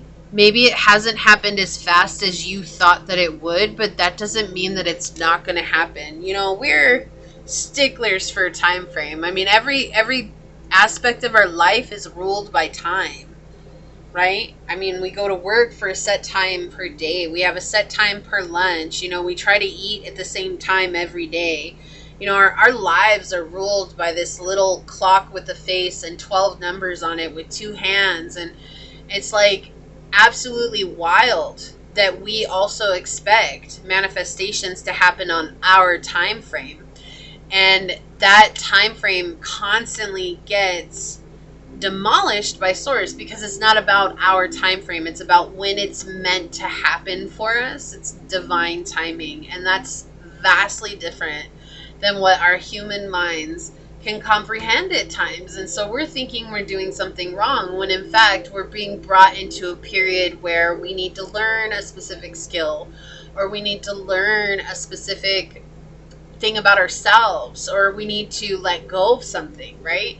And so that's what your inner child is helping you with right now, especially with the 3 of Cups here, which also refers to the inner child because it's talking about, this can talk about pregnancy or something like that, but it's talking about 2 strong parents who then support a child. And that's what the image on this card represents, right? 2 pillars of emotional strength, thus coming together and supporting a third, which also tracks with what I was saying about the community or friends or people that you're trying to surround yourself with. There's a pillar that you're building. There's some sort of foundation that you're building here. And I do feel like you're being represented by this top cup here, but you don't see them. Look, they're absolutely cut from your vision, your line of vision here by the vines. You cannot see them. And so it feels like some of these supports are from the spiritual realm, but also you're being supported by people that you don't realize you're being supported by. They're just not loud and proud in your face cheerleaders. They're behind the scenes supporters. They're people who are cheering you on, praying for your success. There's people here who see and value you in a way you don't see and value yourself right now. And I feel like that's why you're losing hope, or you're losing traction with the star in the reverse here, is because you're feeling like, oh, well, I'm not seeing it, so it must not be happening. But if all we're looking for is what we see with our physical eyes, no one would manifest anything, because we never see our manifestations with our physical eye until they happen. Right? And then when they happen, we kind of realize like, oh, okay, I totally understand why this happened now, why it came at this time, why it came, the way that it did. But we don't know that until after the fact. Just like a blessing in disguise. We don't realize it's a blessing in disguise until sometimes long after the fact. Whether that was a broken heart, or you had to leave somebody, or you had to cut somebody out of your life, or you had to leave a situation, or you had to move on from a job, or whatever it was, right? It's like, even maybe you got fired from a job or something along those lines. Like at that moment, that was the only thing that mattered, and it was overwhelming, and it took over every part of your life, right? But then as time went on, maybe then you were able to find somebody who loved you deeper and was more aligned with your values, or you got a job that was more aligned with what you wanted to create and be involved in, and you see the blessing in it, right? But you don't see the blessing until the blessing comes, and that's what your inner child's trying to remind you of here, is empowering yourself. There's things behind the scenes that you're not yet seeing, but we need you to reframe the thought process and seeing yourself as valuable, seeing yourself as worthy, seeing yourself as someone who does deserve good things. You always have deserved good things. You've always been lucky. And I feel like that's the thing, like you don't even realize how easy it is for you to make friends. I feel like people have mentioned that, like you're really outgoing, or you never met a stranger, or you have it so easy. You can talk to anybody and everyone about anything. Like you just approach people and you just feel like it's second nature to you. Like you don't even realize you're doing it. It's just something you're so driven by. It's almost as if it's a gut response. Not even a reaction. This is just a response to the world unfolding in front of you. Your response is to be outgoing, to be confident, to be sure of yourself. But there's something here that's weighing on your heart that you haven't yet tangibly created, or hasn't tangibly surfaced in your life yet. And it's making your confidence waver. It's like, well, maybe this isn't who I'm supposed to be, or maybe this isn't what I'm supposed to do. And that's not true at all, because I feel like you give so much light, and I feel like you give so much love. You could be someone who prays for strangers. You could be someone who just, everywhere you go, like you leave people smiling. Even if they weren't smiling, like every time you leave, they're smiling. Like that's giving a little bit of love back to the world. This is like droplets of love everywhere you go, right? And that love is so powerful, and it's all going to be reflected back to you. But when it comes back to you, it's almost like a one-time package, and then it'll be another one-time package and another one-time package, and it's all worth it, right? It's just you don't realize the impact that you have on others. And that's why your inner child doesn't want you to lose hope. They don't want you to lose faith, but also feeling like something from your inner child is coming through, where maybe as a child you couldn't manifest what you wanted, or you'd never experienced that. Like you wanted something for your birthday, just say, like you really wanted something for your birthday, and no matter how much you asked for it, no matter how much you even like, if you guys give me money, I'll save my money and I'll go get it. Like I'll use my allowance or whatever, right? Like I'll do oddball jobs. I'll go mow the lawn in the neighborhood or whatever. But you never got what it was that you wanted for your birthday. And so there's this feeling like, why bother asking for anything at all when I never get what I want?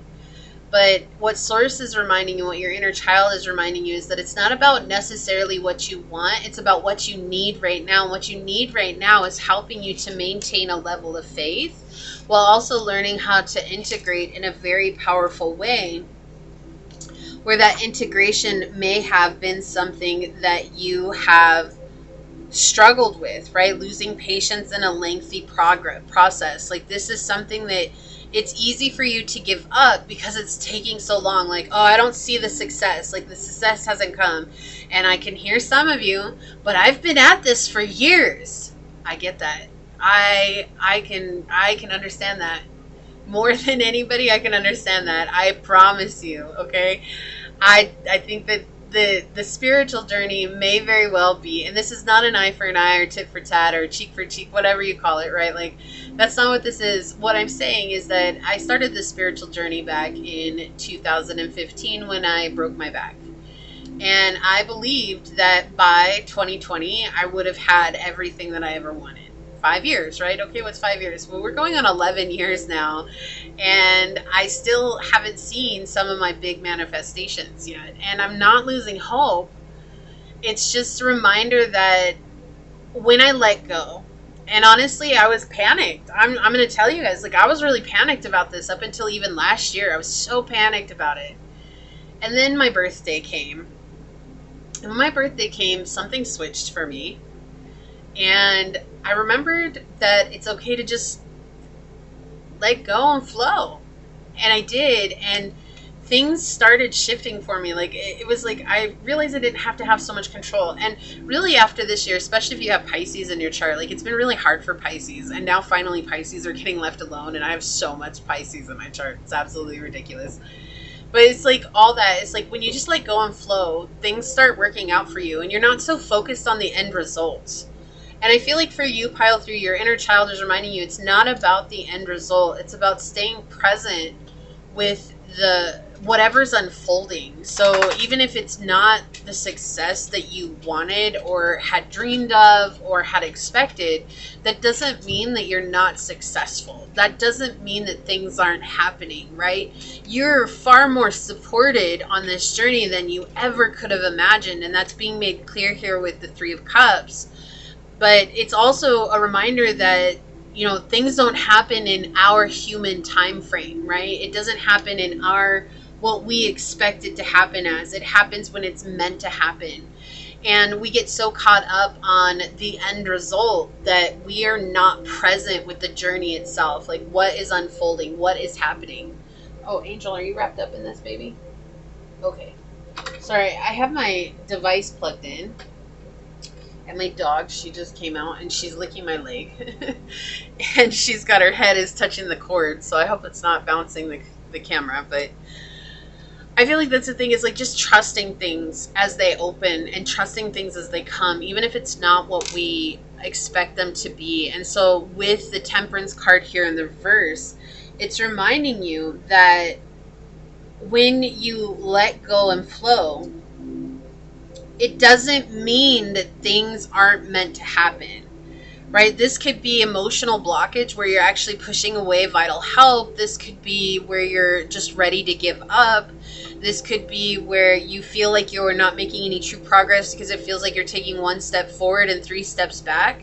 Or maybe that is the case, Pile 3. Maybe you are taking 1 step forward and 3 steps back, but you have to take those steps back to regain a certain level of clarity or to regain a certain level of foundation so that when you take the next few steps forward, you're going to be safe and sound. You're going to be in a state of trust, and you're going to be in a state of faith in the process.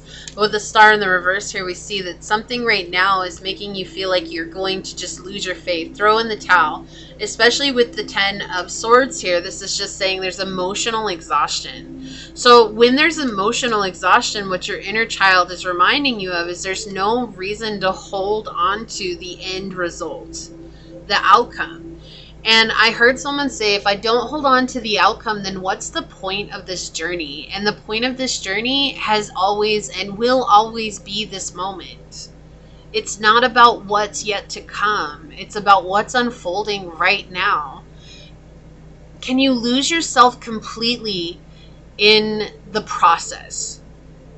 And that's what your inner child is reminding you of, right? Like, you already have so much luck connecting with people, networking with people, creating friendships, helping people. And while you might not feel understood, it's not about you being understood by others. It's about you understanding yourself. Can you lose yourself in that?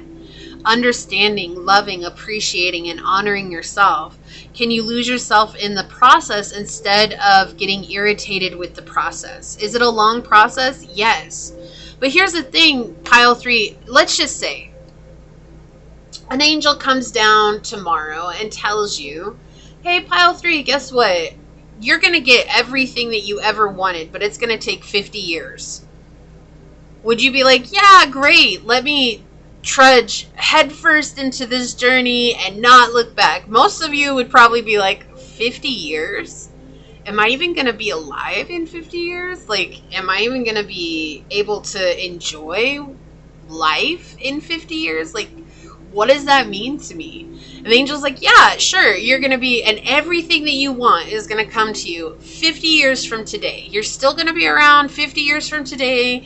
You're going to get everything that you want. You just have to promise to give service to Source for 50 years. 100%. Not back down on yourself, not back down on your journey. And for 50 years, you're going to see these ups and downs. You're going to go through trials. There's going to be struggles. There's going to be everything. But I guarantee you in 50 years, you're going to have everything you want. I heard someone that sounds like the worst infomercial I've ever heard in my life. That came in so loud right now. I heard it. But the truth is that if we knew how long it would take us to reach success, most of us would not take the journey because it takes so much longer than we ever could have imagined.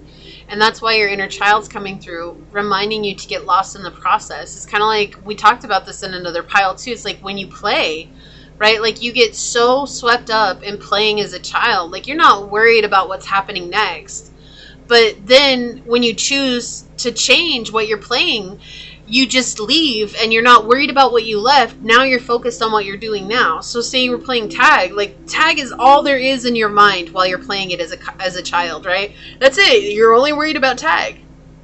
But then you finish tag and you're like, hey, let's go play soccer. As soon as someone mentions it and everybody agrees, now tag is old news. We're not worried about tag. We're worried about soccer. Let's go play soccer. Let's go play tetherball, right? Whatever the situation is. Let's go play princesses and fairies. Let's go play cowboys and Indians. Whatever the situation is, right? Your only concern as a child is to be present in the moment. And that's why your inner child is coming through with this message. You're already a confident, thriving person. You have so much going on for you. In fact, I feel like you've been told that by people too, but there's a part of you that feels like you're failing because you're not seeing with your own two eyes the success that you've seen, pictured, visualized in your mind and tried to manifest for so many years. And I know I've mentioned this on other readings, but Napoleon Hill, one of my favorite books is Think and Grow Rich. I love this book. I revisit it often. It's just such an amazing tool to have. If you don't have it, I highly recommend checking it out. If you don't want to invest in purchasing it, see if you can get it from the local library. But I highly recommend it. But he mentioned in there where I believe it was Andrew Carnegie told him that I have a project for you and you're going to be able to experience riches like you've never seen before. But the catch is it's going to take you upwards of 25 years. Are you willing to dedicate that time? And of course, as a journalist and a writer, he was like, heck yeah, I'm totally down with it. I'm totally ready to invest in that. If you're telling me I'm going to have riches like I've never seen, if you're telling me I'm going to experience a life like I've never seen, 25 years, sure, in the bucket, and it's not that he didn't struggle in that time frame, but he was ready and willing. But how many people are going to jump at that? Because the minute that those years start dragging on, it might seem like great in the beginning, but the minute those years start dragging on, they drag on for forever and they feel absolutely impossible. And that's why we have this emotional exhaustion here with the 10 of Swords. And what your inner child is reminding you is to let go of the end result. Whatever it is, and maybe as a child you were a worrywart. I don't know if you've ever heard that before, but that's coming in really strongly. Like you could have had parents that called you a worrywart. Like you were always worried about outcomes. You were always worried about how things were going to play out. Like you had to know. I have to know the succession of events that are going to unfold. And that comes from a wounded child, a wounded inner child, and the inability to be completely present as that innocent child in that moment. And that's what your inner child wants you to reconnect with here, is that ability to just lose yourself. The journey is the journey. It will not change regardless. If you get your success today or tomorrow, the journey is still going to be the same. It's kind of monotonous after a while. What is that song? Summer, summer, summertime. Right? Need a little break. Just a something. What does he say? Need a little break. Just something from the monotony of all that hardcore dance that has got to be a little bit out of control. Smooth dance. I don't know. Something like that. But there's that line. I just need a little break from the monotony. But even if you got everything that you wanted tomorrow, it would still be a monotonous journey. Right? Like if you're building a website, that website, you're still going to have to manage that website. I know you can delegate. Like if you have the money, you can delegate, sure. But there's still management. You're still going to have to be the overseer. There's still monotonous energy that comes with that. Why? Because life is monotonous.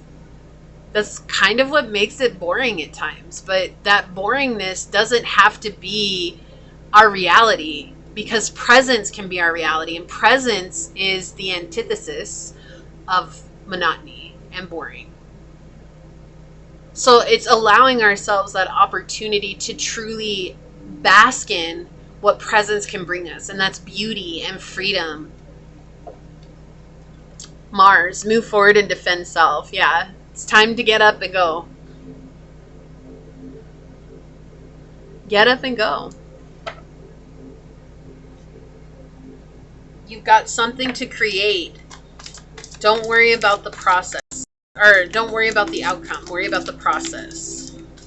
Whether that's success or being seen or whatever it is, right? Just worry about it. We've got radical honesty. To believe in the facade is to suffocate in the armor of alienation, self-defeat, and self-denial. It's time to be radically honest with yourself. Brutally honest. Right? Are you losing traction because you don't want to do this anymore? Or are you losing traction because you're not seeing what you want to see in this moment? I've been there too. I think everybody has, right? I think if for anybody that's on the successful journey or that has even had success in their life, everybody's reached this point where it's like, I just want to throw in the towel. Like, I feel like it's not even worth it. But you've gained so much experience and wisdom along the journey, so much mastery. Why would you give up on that? Just because it's not what you expected it to be today. That doesn't mean it won't come tomorrow. It doesn't mean it won't come eventually. Right? But again, it's like that. If an angel came down and gave us that sales pitch, how many people would raise their hands and be like, I'm in it. I'm in it to win it. Like I said, I sound like somebody said that's the worst sales pitch I ever heard in my life. Because that's how most people would look at it. They want the quick fix. They want the overnight success. They want tomorrow to be when their dreams come a reality. But what if the process is where our dreams come true? Not because of some end result, but because we find ourselves in those moments of presence. Women supporting women. Ooh, I love that this came out. Together we can transcend our individual limitations. So there's this support system. Okay, and this is just what it's showing. There's the support system here. Whether that's a group of women that are supporting you, this could be a mother, grandmother, sister, this could be friends that you have, this could be other men in your life, this could be a father, grandfather, auntie, uncle, cousins, whatever. It's just this card coming out because of what I was feeling with the Three of Cups. This is that confirmation that there's definitely a support system here for you already. You've already built something that's foundational and something that is trustworthy. Your consistency is where success will come from. Okay? No. Look at this. We have honesty from another deck. What? I can't always expect the truth from others, but I can expect it from myself. So your inner child is just asking you to be radically honest with yourself. And in a way that maybe you haven't wanted to. Like, maybe it's just like you're thinking, oh, I don't deserve to do this. Or you're thinking, like, this just isn't right for me because I haven't reached success. Is that true, though? Because if you're waking up every day to do this, like if this is something that helps you wake up in the morning, that's a good sign that you're on the right path, right? Friendship, support. You have supporting friendships in your life. And it doesn't have to be a lot. This could be one person. This could be one person who supports you. Maybe you don't know that they're supporting you. Maybe you don't know that they admire you and love you so much. Maybe they just haven't had an opportunity to tell you. But I feel like many of you do have a person in your life. They consider you a friend. They really value you. And that's why it's important for you to value the process. It's not because they're gaining something from you. It's just because they're absolutely in awe of who you are. And for those of you that have a platform, you may have a lot of friends that you don't know about. People who consider you a friend, even if they don't know who you are. There's people out there who consider you a friend. You've never met each other, but they feel like you're somebody that feels like home, that they go to on the platform every day. Something you're writing, they read every day, they tune in every day, right? Like this is somebody who they just feel like you're a part of their life, and you're a very important part of their life. As I was saying, I feel like you have people who are supporting you that you don't even know. And that's a powerful place to be at. And I feel like that's just something that you experience too. The more that you're healing, the more that you're letting go, and the more that you're overcoming. There's going to be people in the shadows who support us. And it's not because of anything. Like, it's not because they don't want to be seen or anything like that. It's just because that's where they support best. That's where the support comes, is in the shadows, right? That's just some people like that. They don't want to be in your face cheerleaders, so they're going to support you from the shadows. Yeah, this is interesting. This came out twice when I was getting ready for your reading.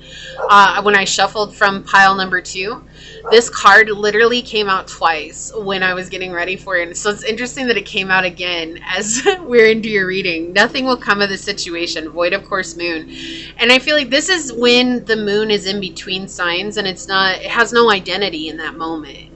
And so I feel like what's happening right now is that you're coming into that space of no identity, which is I don't identify with the outcome.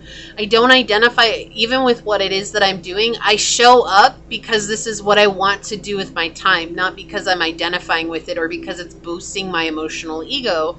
I'm showing up because it's something I'm drawn to, and I want to trust that feeling. And that's what I'm getting from this card, which is so interesting. And so I feel like this is also that reminder from your inner child to let go of those old beliefs that just aren't serving you, that are making you feel like you have to be somewhere that you're not today in order to be seen as successful or to be seen as of value. You are already successful and valuable in this moment. Surrender to the divine with the full moon energy. Wow. So we're talking about divine timing, right? So a reminder that it's not about your clock, it's about Source's clock. And at the end of the day, we have no control over that. We might have control over the clocks that we see on our walls and on our wrists and on our phones and devices. We might have control over those clocks. But Source's clock runs on an entirely different time frame, if we can even call it time. We just call it time so that our human minds can comprehend it, right? But ultimately, it's a vastly different system than what we run on here on this earthly plane, okay? And then we have the North Node. Step out of your comfort zone. And I feel like stepping out of your comfort zone is connecting with this radical honesty. It's not that you're not honest with yourself. I just feel like there's something here that you might be skirting around or just like beating around the bush about. It's like just not facing it head on. And that's what they're saying, like face it head on, face yourself head on. You know, is this really not for me, or am I expecting something to be what it isn't or what it can't be? And I feel like you're going to find, like, I mean, with North Node coming out, it's a very clear sign that you're on the right path. You're doing exactly what you're meant to be doing. And I feel like the honesty is just saying that, like, instead of trying to convince yourself that this isn't for you, start talking about all the things that feel right about what it is that you're doing with your time. Because that's that reframing, right? We're reframing it. Archangel Zadkiel, he's one of my favorites. So we have compassion, forgiveness, and freedom here. And I feel like forgiving yourself too for the hard moments that maybe thinking that, oh, well, if I'm not seeing success, and then blaming yourself, or, just being really hard on yourself when things weren't unfolding the way that you expected them to.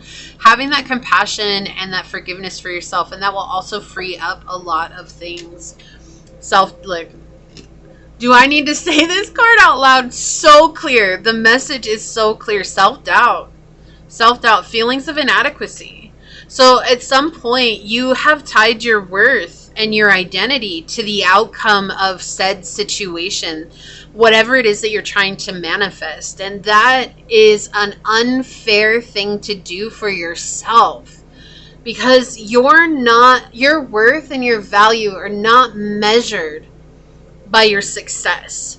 They're not measured by how fast or how quickly you can manifest. They're not measured by the money in your pocket or in your bank account. They're not measured by the things that you own.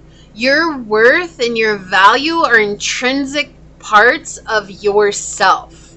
It's not something that is measurable. It's an immeasurable part of self. And so that self-doubt is coming through because that's the feelings that have been, right, through the shadow self.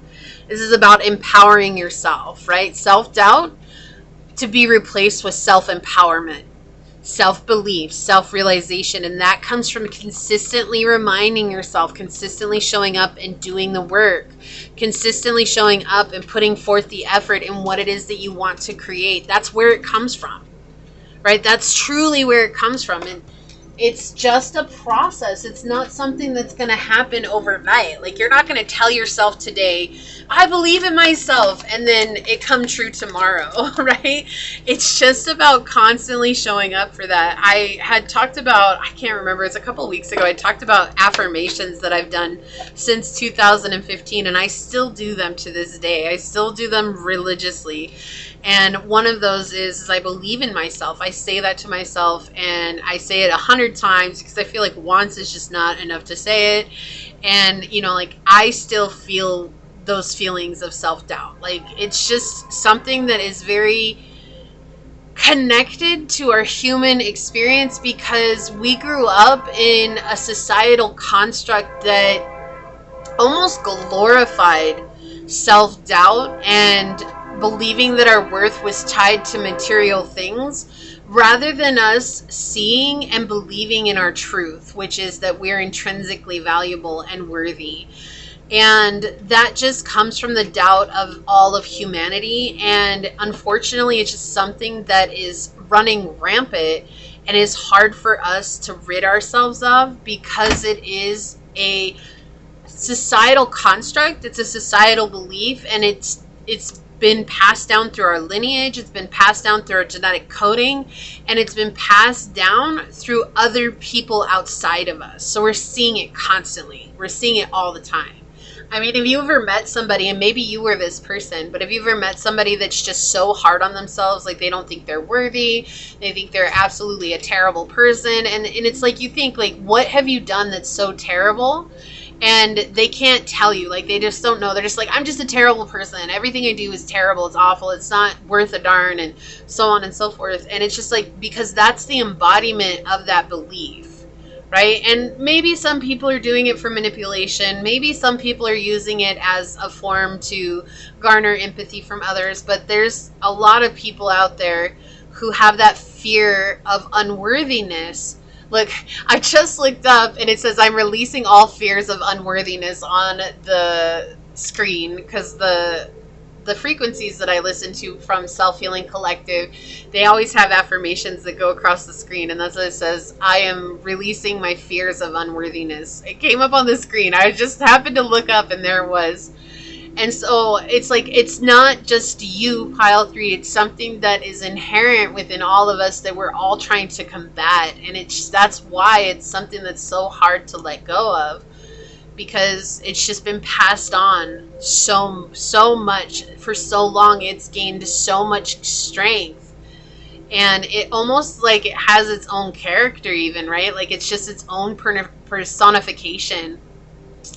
And that's why this is something that's you're going to have to show up for. I didn't realize the candle went out. You're going to have to show up for constantly. And even when success happens, you're still going to be facing feelings of self-doubt and fears of not being valuable or worthy enough, right? And that's not true, right? But being successful is not going to be wiping that out. Which is why now, if you're taking those steps backwards, you may be taking those steps backwards because you're building a foundation of self-belief, of self-worth. And that's why Source is having you take steps back. So you get to experience those steps forward, right? The good of those steps forward. And then you fall back a few steps so that you can keep building that foundation of self-belief and self-worth. Okay? Wow. Scorpio coming in with face your feelings. Yeah. So this is about facing those feelings, those fears that have been arising. Okay? Again, coming back, facing the shadow. This is a part of your shadow that has been running maybe a little wild along the way. Yeah, mutable. Times are changing. So good things are happening. They are unfolding. It's just reframing how you're seeing the things in front of you right now, and reframing how you see yourself, and reframing how you measure time right now, because God's time or Source's time is not our time, right? It's just not. Wow. So for this wanting to be the last card, we've got the 10th house, structure, discipline, life mission, accomplishments, career. Also talking about foundations are things that we spend time doing. And so with the North Node and the 10th house, this is a huge confirmation that you are doing exactly what you're meant to be doing. Don't stop. Keep going, because there's going to be some good things that happen. I feel like things that you haven't even imagined that are going to happen. So let's take a look at your card. I'm going to read this from the book. We're going to see what it says. Integration. I'm done. I'm stepping out. Bye, pile 3. Have a good night. Thanks for joining us. What happened? Wasn't that what I was saying? This has been an integration period. What, Source? Thank you so much. So much for that. That is wild. Wild. I love this. I love this. I love how surprising Source can be. I love surprises, and Source gets me every time with surprises. I got you. I love surprises.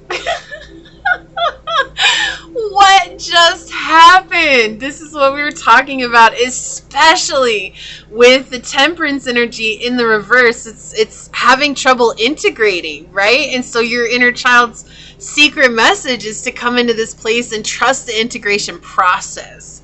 It says, another way to describe your inner child is to say that it is a part of you. We have many parts. Some you are aware of, and others we have to hide away, or we've hidden away. Sorry. The journey to feeling whole is a reclaiming of the many inner parts, seeing each one and accepting it while retaining our authority as an adult. The young inner parts are often afraid and need our guidance. They are frozen in time, in the moment a trauma took place. Once they trust that it's safe to be seen and heard, they become a resource and an ally. A new self emerges once we have integrated our exiled parts. Self that is resilient, creative, vital, and compassionate. In his book, Homecoming, Reclaiming and Championing Your Inner Child by John Bradshaw. Isn't that funny? We're talking about self-empowerment. This is talking about championing your inner child. So that's totally self-empowerment. It describes, as you allow your child to become an integral part of your life, dialogue with them, listen to them, set boundaries for them, let them know that you will never leave them. A new power and creativity begin to emerge. Just as in your family lineage, in which each person belongs no matter what, in your internal system, no part can be excluded without consequence. It is now time to integrate an inner part and weave back together what was separated. The inner child says, take a few slow, deep breaths and bring your attention to your body and the sensation of gravity holding your body in space. feel the support of the surface you're sitting on, and notice how you can soften into this moment, the present moment, and the support and the foundation here. What? Close your eyes and invite a younger inner part to step into your awareness. Look at the part that appears and be curious about it. Notice their age, what are they wearing, and what might be taking place emotionally for this child. Does this part have a story to tell? Be curious about what took place for this part to stop trusting it was safe to be seen. Why did it have to hide from your awareness for so long? Listen to anything this inner part has to share and ask it what it needs. Ask this part how old they think you are. Listen to the answer and then tell them how old you actually are. After dialoguing with this part, if it feels right, welcome this part into your arms. Tell this younger part it belongs and it is welcome to stay with you and become one with you. Say out loud, welcome back. I can see you now. You belong with me. And your journey is to take a few moments, look at the image on this card. When you're ready, close your eyes and sense the multitudes of the parts that make up the magnificence of who you are in this moment. How do you sense these parts weaving together and integrating? Do you experience them as colorful shapes, creating a tapestry that encompasses the unique being that you are? Do these parts have names? Some parts attempt to protect us from reliving a hurtful experience from the past by acting as protectors, hiding away other parts of us that are stuck in pain, shame, or fear behind a facade of perfectionism or indifference. Each part deserves recognition and to be given a place. This integration takes time and patience, right? We were talking about that, but it is worthwhile. It takes time and patience. That's a part of the journey. It's consistent effort. It's not going to happen overnight. What a beautiful card to tie up this reading today, Pile 3. I am absolutely flabbergasted, floored, and amazed. Thank you for letting me connect with you in this way, truly. Truly. So this is what I see here for you today. If you feel like this is your reading, like we've got an ant that joined us today. We've been dealing with ants, and I apologize, but I do kill them. The ants, unfortunately, are the one that I can't not kill because this sounds terrible, right? Because I try to save all creatures. I feel like all creatures have a space, but unfortunately when one ant gets in, they suddenly decide to bring the entire colony in. And so I've been cleaning all morning because the rain started and they've been coming in the bottom of our door and they've come up to our kitchen counter. And so I totally did a deep clean this morning on everything, tried to find the line so that I could stop the line so they can stay outside. And I always just feel bad, but I don't know how to save ants. Like I don't know how to capture them to take them back outside because they leave pheromones and those pheromones are what bring them back in. And yeah, so long story short, I apologize, but I have to get rid of the ant. Okay, so sometimes that's life, right? That's life. Sometimes it's annoying, sometimes it's overwhelming, and sometimes we have to do things that we don't like doing, but we do them because it's a part of the journey. So if you feel like this is your reading, leave the little owl emoji down below and say, today I choose to trust in divine timing, and not try to put my clock on it, but instead let source, God, the universe, whatever you believe in, do what they do best and bring it to me in accordance to the grand plan. And if it resonated with you, it means so much to me if you were to like, comment, and subscribe below. And if you are interested in supporting the channel further, you'll find all the links in the description box below. Also, if you did choose to watch all 3 piles with me, leave a purple heart down below. You're part of my Purple Heart Club, and I truly do appreciate those of you that spend the entire reading with me or any amount of time with me. I'm so blessed to have you here. I'd like to take a moment to thank your guides, your spirit messengers, your angel source, and my spirit guides for coming together to give us this truly fascinating and profound message today. And until next time, pile number 3, stay human. Bye.